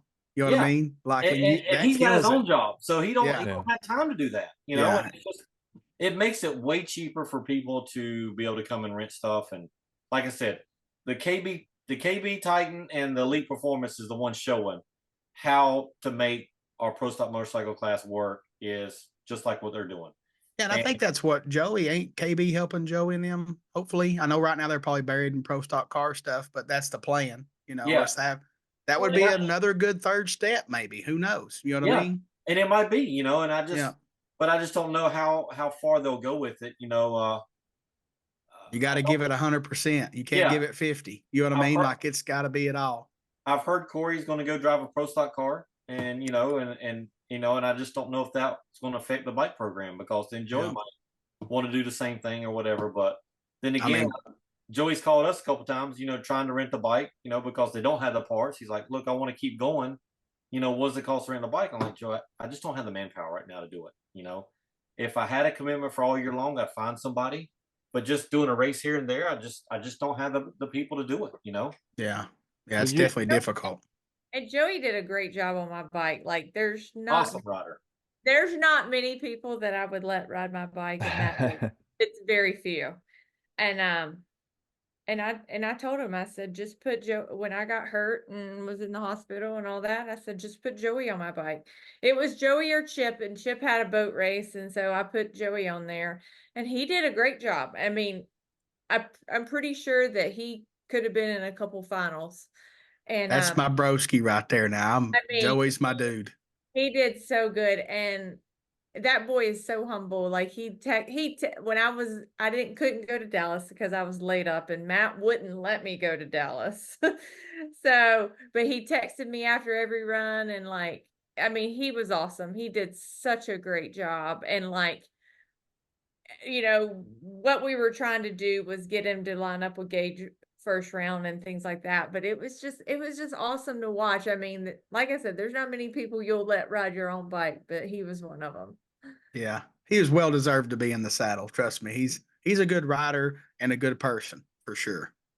And you said a good thing there, Matt, that obviously we're not going to say who, but there was some people in y'all's pit for the weekend, and there was another pit that I was in that there was a young man who was, you know, talking with some people that there's some interest there. Won't name him either, but like that's exciting to see. And even the people you name that are trying to work on, you know, their program outside, whether it's Destiny or Joey, you know, hopefully a few others, but you know, and I don't want to say that's part of the reason, but like, you know, we started this podcast last year and we didn't even know why we started. I mean, we had some small things, but we were just kind of doing our own thing with our online bracket racing school and stuff. And then we were said, you know, ultimately after a year, we were like, we're passionate, obviously. You know, I have a small marketing business. I have a lot of clients that are in the industry. Dustin sells parts. So like, it's also good for us to positively promote it. And so that's kind of like been our mission going forward for our second year. And then like, obviously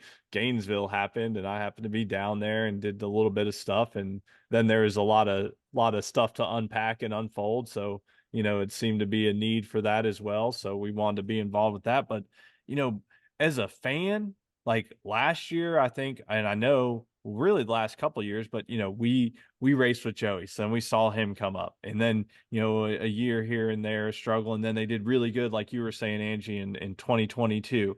And then, you know, Gage was racing with us. He's our boy. So then we see him, and then just the immediate success there, was obviously They could even wild. shock the NHRA. I don't think they knew what to do. They're just like, add weight, add weight. That's But all they like knew to to do. see people that we knew, because I'll be honest, like I had kind of like I grew up as a fan, and then like I just kind of stopped watching and paying as much attention because I hate to say it, but like I knew who was racing every weekend. But then to see new faces and all and see those coming in, and like I'm not going to sit here and say that like it has to have close, or I'm not going to sit here and say that we don't need parity, right? Because we do. You're right. Like you can't just win by a tenth every race. Like that's just eventually that's going to create problems that will snowball down the road, right? So like I understand that for sure. But as you're saying, and with all the time and money y'all invested, heck, just between Gainesville and Charlotte, the testing, and then with the fuel change and stuff like that, and it seems like it's getting better. And then with these new faces we're seeing out, like I think that you're right in that, and I also think that like we're on the cusp of like potentially really seeing, and I'm sure that's part of the passion and stuff that's probably misconstrued a lot, but just the passion that y'all have in like getting it to that next step, getting back to the 25 bike fields, 30 bike fields. And I don't think we're that far off because, getting these younger people in here and or even just they don't even have to be young. I mean, hell, Richards is my age. I mean, like Yeah. I like we mean, look at Richard as a Chase, young we can guy, but he's relate not to a young. lot. Yeah. Yeah, yeah. Chase raced with me in 560 in top gas, and I will give him that. I think if you lay out everybody's lights every pass since he started, he's probably got the most consistent best lights. He is a terror on the tree, always, but it is good to see the new faces, but then you can't forget the ones with the history and the knowledge, Matt and Angie, that's still competitive, right there with all these whippersnappers, I guess you'd say, or We're whatever. the But old, they were the geriatrics crowd. Yeah. Well, See, Angie, you're in a time capsule, so you're like on your own shelf. Now the rest of us, me and Matt, like we're showing our age over yeah. here, but you're in a So, time so capsule. you I'm in call my it the time capsule geriatric? too. I guess the other geriatric team they got off the bikes and put young whippersnappers on. So maybe They that's what we got did. to do That's eventually. right. But I That's did. They did. I that's mean, right. sometimes there's going to be a point where when you lose, just like Angie was saying, when you come back and you're not pissed off if something didn't go right, that might be the time that you just become a tuner. And that might be what they did. You know what I mean? Like they just got to the point where it didn't matter to them no more and they put some fire in the saddle. You know what I mean? So I can get that. I mean, as a bracket racer, as long as I do it, I've done it. I don't care much about if I win or lose as I used to. Used to, I'd want to throw my helmet across the track when I lost, but now it's like whatever, but it's just Well, part of it. just stuff changes. I mean, Yeah. I get back to the trailer now, and if my little dude's over there and he doesn't know whether I won or lost, so I can't be mad at that. He just wants to climb up on the bike and flip switches and hit buttons. And then it's like, you're not going to be mad at that. It's just, Yeah. life changes. You have different perspective on things. And as Dustin said, I like what you said about that earlier, Matt, about like, getting kind of bored in a way. So that's why you like four wide. That's why I rode a 460 bike, max bike last year. I was just bored. They asked me if I was like, well, I'm not sitting at home dying to ride a 460 bike, but I've never done it. So I might as well try it. So, Right. it's just doing something fun and different and like reinvigorating that passion. I took a year off and raced side by sides and going back to like what you were saying about pro stock motorcycle is a place you can get sponsors and can, turn it into a profession. Like I was blown away when I raced side by sides because they spend a shit ton of money. I mean, you got Factory, Polaris, Can-Am, all these big names, and it just blew my mind to see the amount of money and how professional even that side was, which gave me a different outlook on what I do. I mean, hell, I got my first branded tent this year because I was like, I need to be more professional. I got to have some I think logos out here and stuff. So I think that's something Pro Stock Motorcycle needs to get back is all the brands. Like not all of them, but of course the ones that's competitive. Like I feel like why couldn't we get Kawasaki back out there? I know years ago they built one and then it got kicked to the curb, but I feel like if we had more brands, it would spice it up too. It would get more people's interest. Um, maybe get, more riders, or you never know. I mean, you guys could be riding a Kawasaki or something. Who knows? You know what I mean? Like Well, the I mean, it's about knowing the right people, and Mhm. you Yeah. see, if you look at Supercross, you see that they have Kawasaki, they have Suzuki, they have Yamaha, and then all of a sudden KTM's come in pretty hard here lately, and gas, and and they have a lot of people in it, and I think Triumph's just come into them now, They also. did.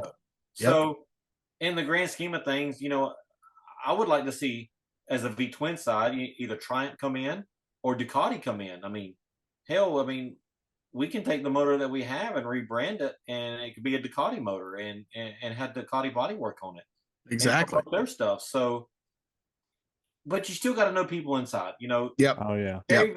Terry Vance knew the Suzuki people, and when he lost Harley Davidson, he knew the people, close, and he went to them and talked to them, and got them to come back into NHRA. It's just the same thing. We need people that know Ducati. We need people that know Kawasaki, and try to bring them back in and get with some good teams that can promote their stuff and help. And Yep. what little factory money that the factory could put in is huge for our sport. Yeah. I mean, Yeah. A little bit to them's a big deal to what we're right, doing. You know what I mean? right. Like You just throw you us a have crumb. You know what I'm right.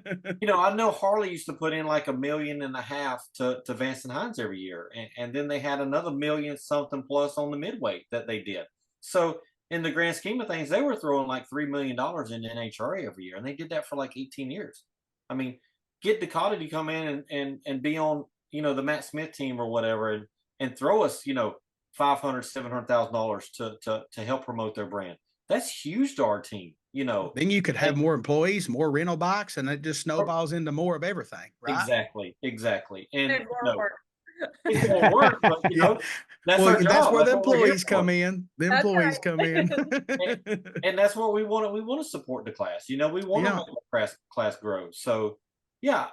But in the grand scheme of things, you got to know somebody inside to get to the right person. Yeah. It's all about who you know. Yeah, Yeah, exactly. and that's what it is. Yeah, I agree. I feel like it would be great to see, because I know if manufacturers got involved, it would just grow the sport. Like it would snowball. All we need is just a little bit of help. And hopefully maybe somebody will listen to the redneck and hillbilly talking here and talk to the right people. Who knows? But either Hey, way, that's Justin, that's I do work a little bit. yeah. She works a lot. I give her credit. She's not scared to get her hands dirty and all that. I mean, she Oh, does of a course lot here in not. the shop, because the majority of the time it's just me and her here. I mean, we do have a full-time person right now with us. It's Michael Ray, and he's helping tremendously. But for the most part of all these years, it's just basically me and Angie, full time. I figure that's why our hair was dyed red at the bottom as to hide the grease. Get a lot of grease in my hair. I'm sure. I know how V twins are. They're oily. It's always legal. Yeah.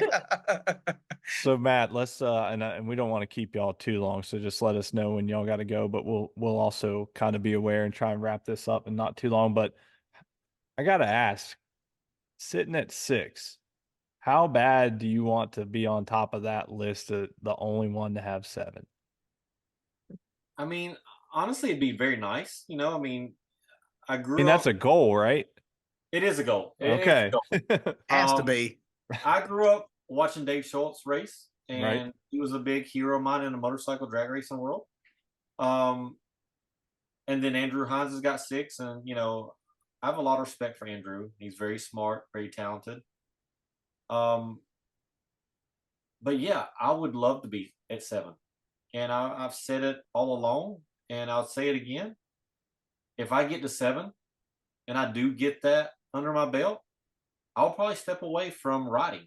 I'll probably put somebody young on the bike, and then I can focus a lot more and be like Andrew is, and be able to tune the bikes, and I'll probably learn a lot more, and can focus a lot more on other stuff. But I feel a lot of stuff on the bike that the computer doesn't show.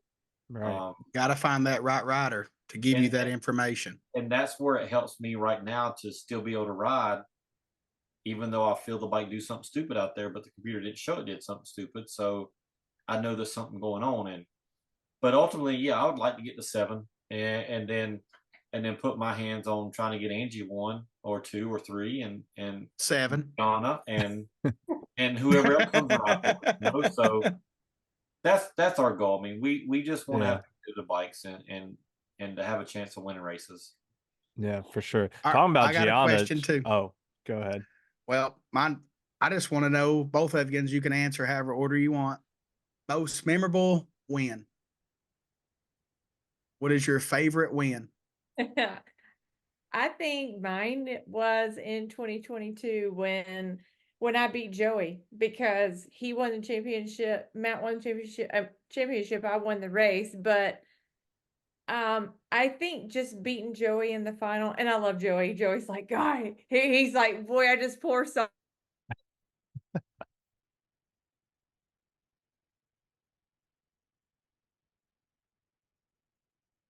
Uh-oh. Did we freeze up?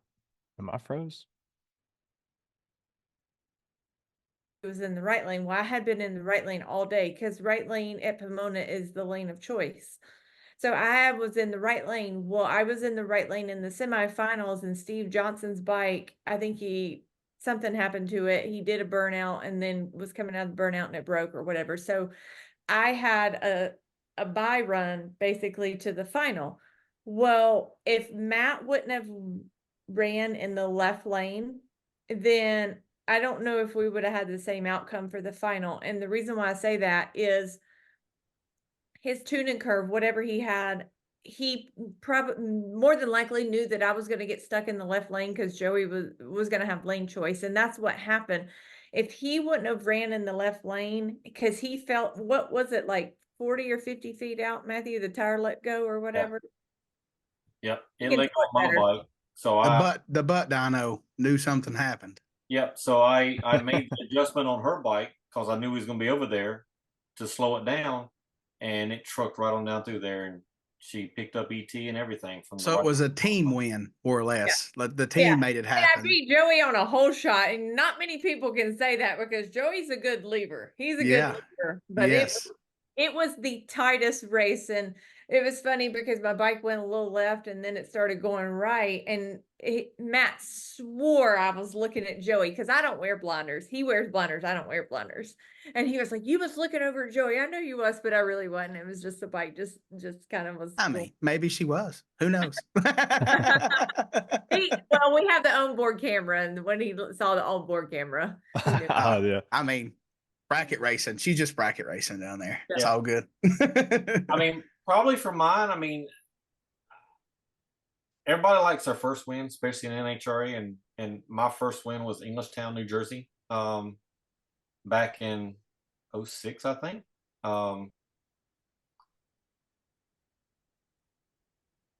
I'd say you have to win the race to win the championship, and the drama. And that's kind of where I was getting at, you know. You know, to go to Pomona in 07, when I just left George Bryce's team in 06 and started my own team in 07, and I'm having to run George Bryce's team against Chip Ellis. It's winner wins a race, runner up gets third place. That's a Smith position if I ever heard one. Like, you can handle that better than anybody. It was nighttime, and it was me and Chip, and I left first and never looked back and outran him and everything. And he had lane choice going into the finals and was a quicker bike. And we just stepped up our program. We stepped up. We shot for the moon. And I told myself, I already got second place as far as a race. I'm going for first. Yeah, yeah. We're going for first. We're going for our first championship. And I did it, and it stuck. And that was probably my most favorite win. Love Chip to death, but to win the race, to win the championship, your first championship, that's the best way to get them, man. Really, I mean, the pressure, the decisions that you had to make on the tune-up and this and that, you're unsure, but you got to just click send and see what happens. You know, that made it all worth it though in the end. I'm sure there was a lot of smiles. I love asking this question. Ben usually asks it, but this time I snuck in on him. I just like hearing it because a lot of times, believe it or not, it is the first win. Like, even for me and Ben, it's our most memorable is our first at like a big bike race or whatever. Like, I don't know what it is about those, but they just stick. Like, you'll never forget it. Mine And, wasn't. There was nobody there. I was there by my fucking self. I didn't yeah, have but anybody to like, celebrate with. yeah, you talked I about was it all the like, way to Pomona with Jerry. yeah, I did go. Yeah. So just a little side note, like I literally was racing at Rockingham, which was at my rock at the time, and I did win it, but I was literally nobody was with me because my buddy that got me to race bikes, who he's talking about, Jerry, he had qualified for the world finals in ET bike racing. So Okay. literally I drove back from Rockingham, got like 2 hours of sleep. He knocked on my door. I jumped in the truck with him and we drove from Tennessee to Pomona the next day. But like, so yeah, mine wasn't quite my most memorable because it's just a lonely ass winner's circle photo of me in front of the tower at Rockingham by myself. And like, I'm giddy. I'm a young kid at the time. And yeah, but it was still cool. It was They still cool. always stick for Yep. some Yeah, reason. for sure.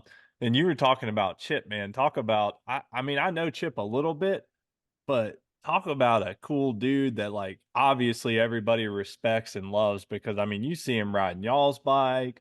He might get called Versatile. in and ride, you know, Advance and Hind bikes. I mean, like he just gets called in off of like reserve, you know, like off the bench here and there, and you know, is all over and always rides really well. So Yeah, and Chip lives about 30 minutes from us, so I mean, we're really good friends. And anytime I need something built from oil tanks to gas tanks to headers, I mean, he does everything for us. So I mean, we take our stuff down there and he fixes it and does whatever and then brings it back to us, or we'll go pick it up. So I mean, we have a real good relationship. And and I don't charge him to come and race. I just let him come and ride every now and then.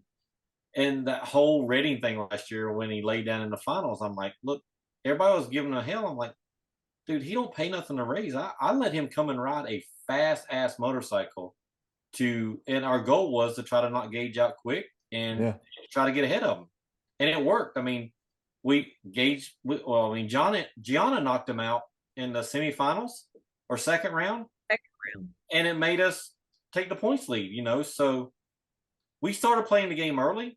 We just didn't have enough bullets in the gun to finish the year out. But Ben and I had a whole podcast about that, by the way, of everybody on the Facebook talking about him laying down. I'm like, y'all are idiots. Like, you're not going to go beat the boss man and cost him damn points. Like, that's stupid. Like, you guys killed it. We had a topic just for that. We like to say, what is it? We came up with that, like if you have a big problem with that, then like you've probably never won enough to like And they never realize your place.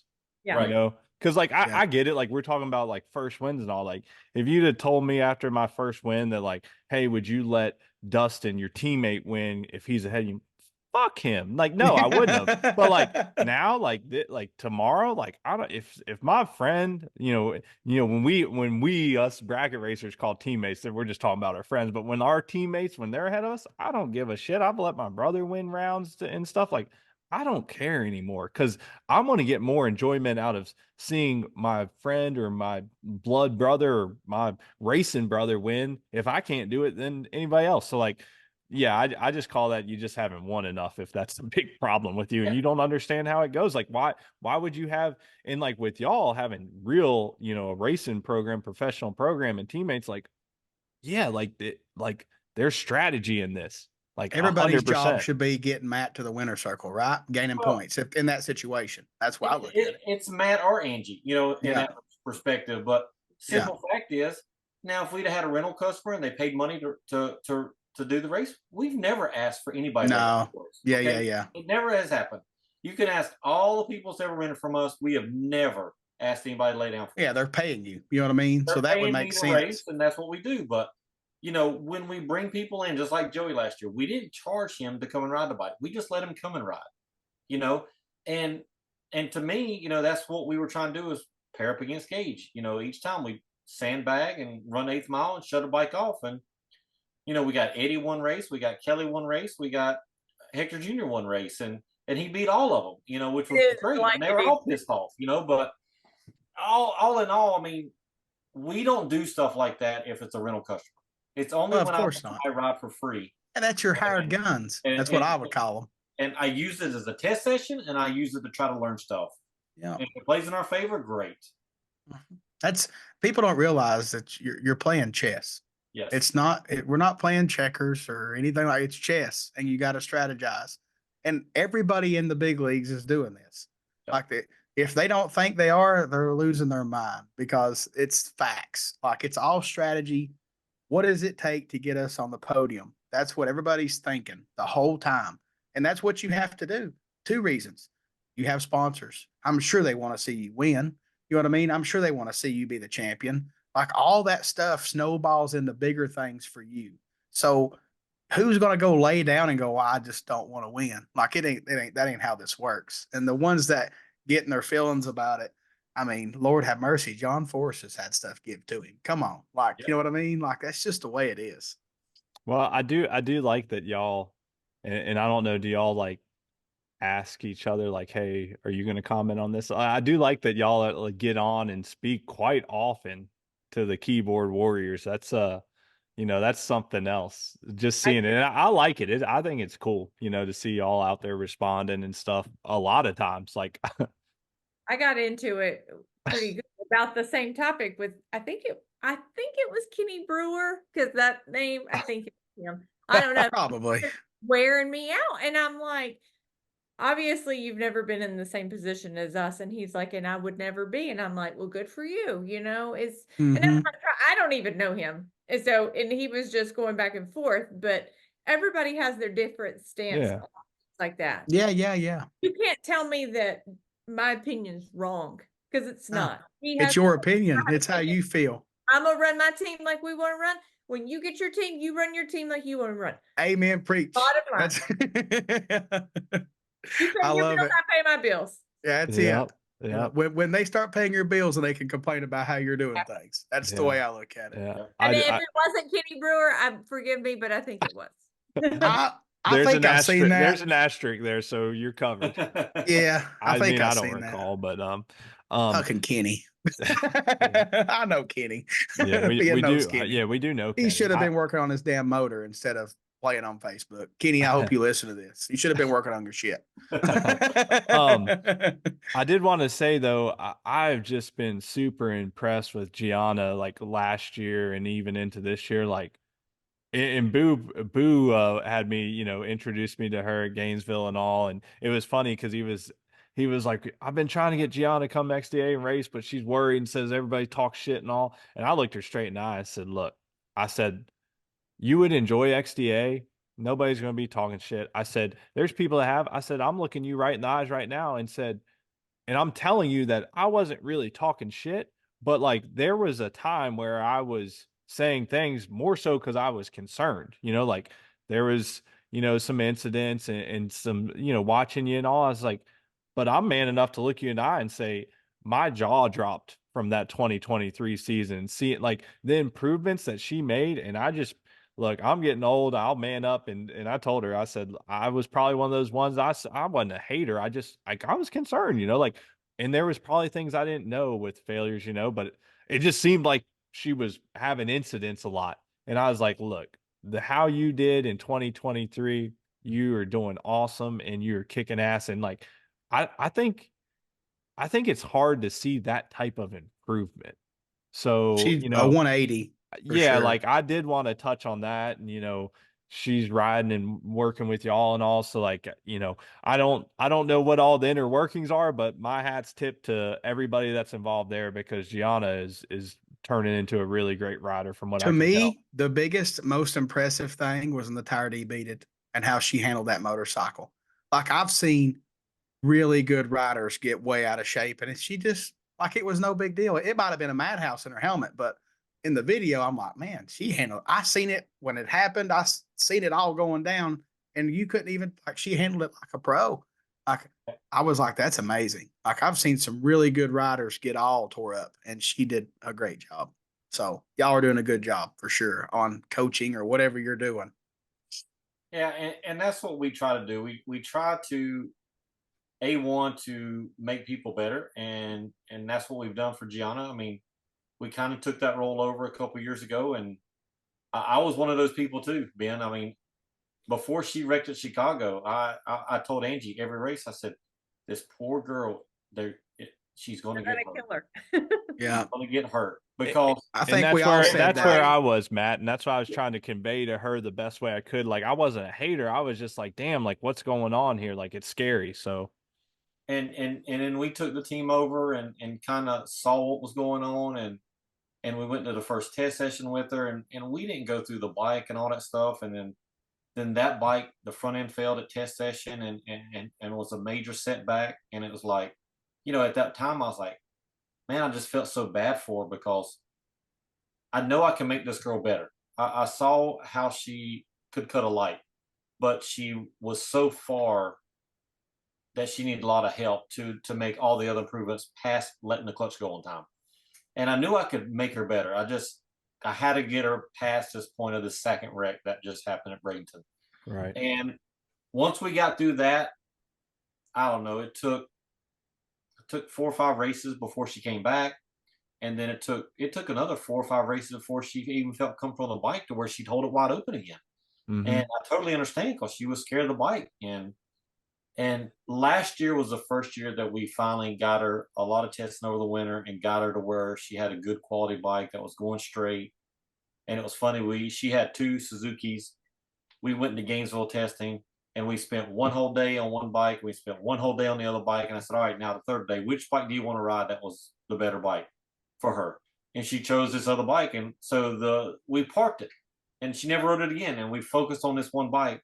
And that's the bike she rode all last year. And she becomes such a great rider last year and made 150% improvement. And it's all there right now. Yeah. It's just that she's a little bit behind because the V twin accelerates different than the Suzuki. Shift points are way different than Suzuki, and it vibrates compared to Suzuki's really smooth. So We be seeing them windscreens vibrating for sure. Yeah. Them things are all over the so place. it's just her trying to get used to it. And we made a huge improvement at Darlington 2 days before Charlotte.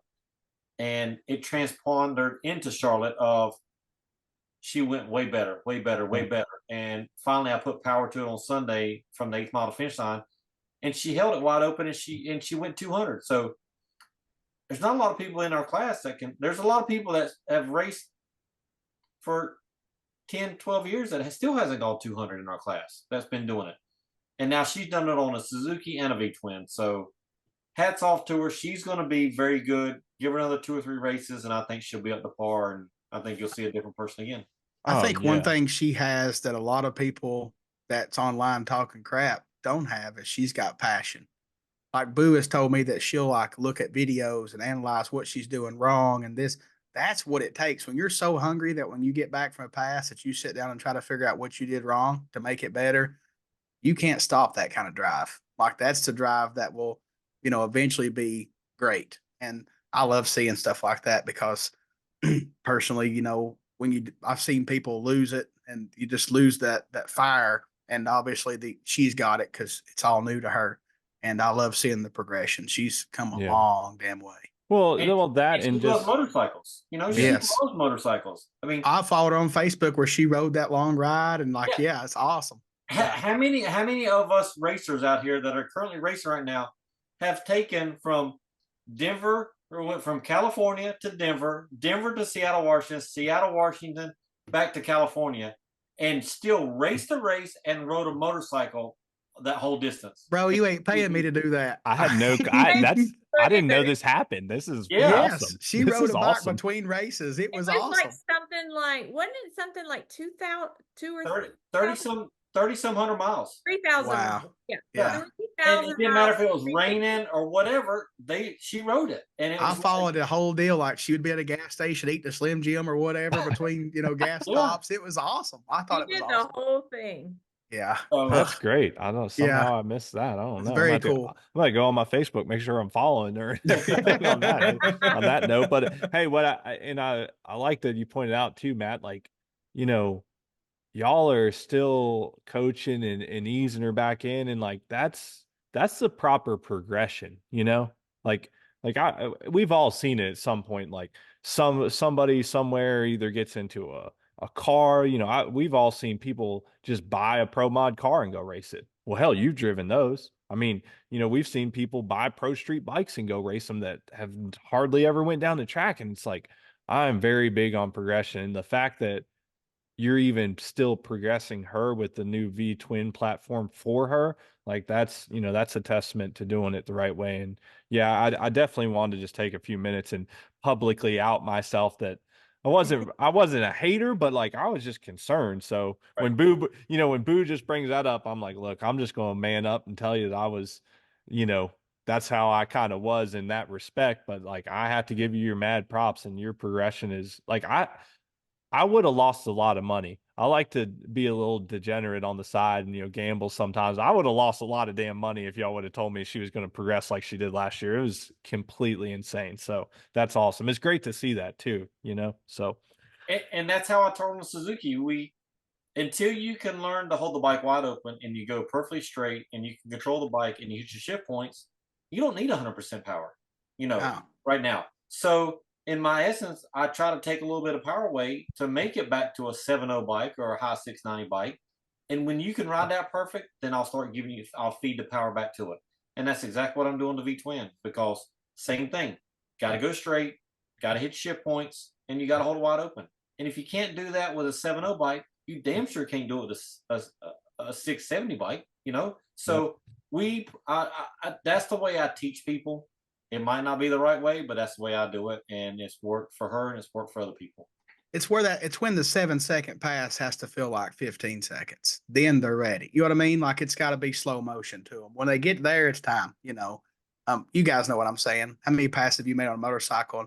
The stuff you think about during the run, and you probably didn't even know you could think about that much stuff during the run. But it's just you've done it so many times. It's not that big of a deal. I know you guys are button shifting and all that stuff, so you have to hit your shift light so you're focused. But it just seems like a longer time after you do it so long, for sure. Yeah. yeah. And another thing, I try to teach people. I'm like, so I'll tell them. I say, all right, when we're testing, I'm like, all right, I want you to go to 5th gear and shut the bike off and hit the button again before you shut it off. And I said, all right, we're going to 8th mile or we're going 1,000 foot, and people go, well, I don't know where that's at. And I'm like, how do you not know where that's at? Well, nobody's ever taught me that. I just know to hold it wide open to go to the finish line. I'm like, so in other things, I try to teach people where they're at on the track and get them up to speed to that point. So when we do apply power, they're not way behind the bike, because that's what gets you in trouble when you're behind the bike too much. It's also beneficial when they know where the 1,000 foot's at. If they could tell you it done something down there, or at the 330 or whatever, hey, it felt like it done this. The tuner needs all that help he can get. Like, tell me it. What you feel. If you know, tell me. Yes. And that's going to make your job easier if they can come back and do that. I just want to say one thing about Gianna. She has been really great to work with. Matt has had to train me, and I'm his wife, so I buck the system, as you can say at times, and I've been stubborn and I'm hard-headed and I've not wanted to listen, and I've wanted to do it my way. And I have found out that if you just do it the way that he teaches it, it's not as long as a learning curve. For me, I feel like I didn't start doing well till 2015, but that was, I didn't think I started doing well in pro stock motorcycle till I had to ride a bike with no fairing, and that really taught me really how to ride a pro stock motorcycle. Then when I got back on a bike with a fairing, I did extremely better. All right. Yeah. And I will say Gianna has taken everything that I've ever told her and everything that I've tried to help her with, and she's did it 100%. I don't know if y'all know this about me, but I work out in the gym. I go 6 days a week. I get up at 3:45 every morning. I run a very strict schedule when it comes to stuff like that. She would come here and stay 2-3 weeks. She'd get up with me every morning at 4:30 in the morning, go to the gym. She would be so tired, but you know what? She did it. And it makes her better, because I just think it makes you stronger mentally. It makes you stronger physically. And I think you can ride a motorcycle from a girl's perspective. We don't have the upper body strength that guys do. And I think it's important for us to have upper body strength, especially on a V twin. you got to have upper body strength. And I really seen a really turn around with her program when she started doing that and working out and getting upper body strength and doing all those things. So, kudos to her. That girl has no fear. She's not afraid of anything, and she puts 100% effort in, and that's what you got to do to win races. She shadowed you, basically. I mean, she was with you doing everything you done to get to where you was. And like I always say, I just want to be able to inspire one person in my life. And if I do that, then I'm doing all right. something I did catch on that deal was basically she said Matt does it the right way. I did hear that, Matt. Yeah. Yeah. It's hard you to got say a point that, live. I mean, it's recorded. It's going to be aired. That's a big brownie point on you. I'm just saying. we're gonna get a message after this. We're gonna have to like edit that part out. Oh no. No. Yeah. No, that's awesome. That's awesome. Yeah, very cool. Well, look, it's damn near 10 o'clock. I know Matt's going back to work. I know me and Dustin are going back to work, and we now know that Angie has to go to sleep because she's going to get up at the ash crack of dawn to get on her schedule. So we're going to let y'all get off here. Is there any final things y'all want to say? Anybody y'all need to thank or shout out? Feel free to shout out anybody or whatever y'all want to say. I'll go first. I got a shout out to Lisa and Dan at Denso. I mean, they support our team so much, and without them, we couldn't be doing this what we're doing. My partner since I started this journey in pro stock motorcycle, Mark Stockseth and his wife Marshall, they have been with me since I started my own team, and couldn't say enough about them. We got a new sponsor this year with Outlaw Beer, trying to promote all their stuff. It's been great. They make a really, really good beer. To me, it tastes between a Michelob Ultra and a Bud Light, and they're awesome. It's great beer. I'm gonna be asking for those at the next race. Yeah, if I come to Bristol, now I I'll know come you by. must have them. We have some. I mean, that's all we drink in our pit. So Right we got them. Very cool. Smith Trucking, Krav Smith, he helps us a ton with going up and down the road, and everything he's done for us. Great Butcher Trucking, same thing. It's another truck company. Both those guys are good friends, so they both collaborate. They both help us, and they've been great to our team.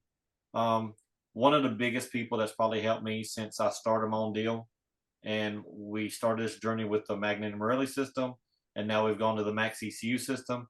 Steve Nichols, huge supporter of Matt Smith Racing, and I try to support him in everything he does, from whatever it is. Another one I see on your podcast, you can point over your other shoulder, Dave Conforti at Worldwide Bearings. He has been with us since the word go. Supplies us the best bearings in the world. It's his bearings still hold the speed record in NHRA, 205 mile an hour on our bike. And in 2021, was it? Yes. I think it's 2021. Hey, so, I know stats. All in all the people that helps us in that, we got another new one, IGTG, that's come on board with us this year. Hats off to him. I mean, he's helping us, and he's helping numerous other teams. So just out here to promote him. But Angie, I'll let you take it over. You can say your piece and who you think, or anybody I missed. Please help me out. CP Pistons has been really good to us. Also, and Jessel, all the people that we buy parts for. If I'm calling you, you know what it's for. It's because Matt got the wrong answer.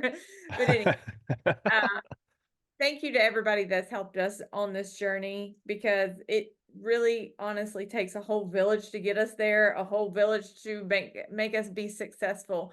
Most importantly, I want to thank our team. Because everybody on our team, I feel like we have one of the best teams out there. I'm very passionate about our team. I will go to battle for anybody on our team, and I think everybody knows that. From John Hall and Boo, Michael Ray has stepped up. He's full-time with us. He makes sacrifices to be away from his wife to come here to be our full-time employee. So it's a huge sacrifice on his part and her part. So thank you, Jennifer. Thank you, Michael Ray, for doing what you do for our team. Obviously Steve Nichols, he has been a person to always help us. We have John and Boo and Gianna and Cookie Man and myself and Matt, and Brandon Pettit is new. He's not new to us. He's been on our team before, but he come back to do the year with Matt this year. So all of us together, you know, if we didn't have understanding spouses and girlfriends and boyfriends and things like that, then it wouldn't work. And it's hard when you're away from your family, but we seem to make it work and we seem to have fun doing it. And thank you for everybody's support, because I feel like when everybody comes together and everybody's at the track, everybody gives 100%, and that's what it takes. You got to mesh. Everybody's got to mesh. And BMRS, they're one of our big supporters also. And actually a guy that works there, his name's Devin. He's part of our team now. He come to Charlotte and was helping us for the first race ever. And he's actually going to be on John Hall's bike at Chicago, because Boo's going to go race XDA. So Nice. I know John had contemplated he wasn't running Chicago. He was going to do XDA. But when he's sitting third or fourth in points, he's like, I was gonna say things change. Taste it. So, you know, Devin's gonna come take Boo's place for that race. Damn, no pizza at XDA. Son of a bitch. Okay, so we get the pizza. You get the pizza. We're gonna make Chicago style up there. Yeah, that's true. That's true. Awesome. Well, look, we really do appreciate y'all joining us tonight. Y'all got a ton of stuff to do to get ready, obviously, for Chicago. Wishing y'all great luck, no more random craziness, and looking forward to seeing the results as they unwind. And you know, we'll get y'all back on here some other time. I love to get some more stories. You know, I like the old stories and stuff. So yeah, we'll definitely get y'all back. But it's 10 o'clock, so we're gonna get off here and let y'all get back at it. All right. Well, thank y'all for having us on. We appreciate it. Thank you Thanks for so being much. here, guys. Thank you.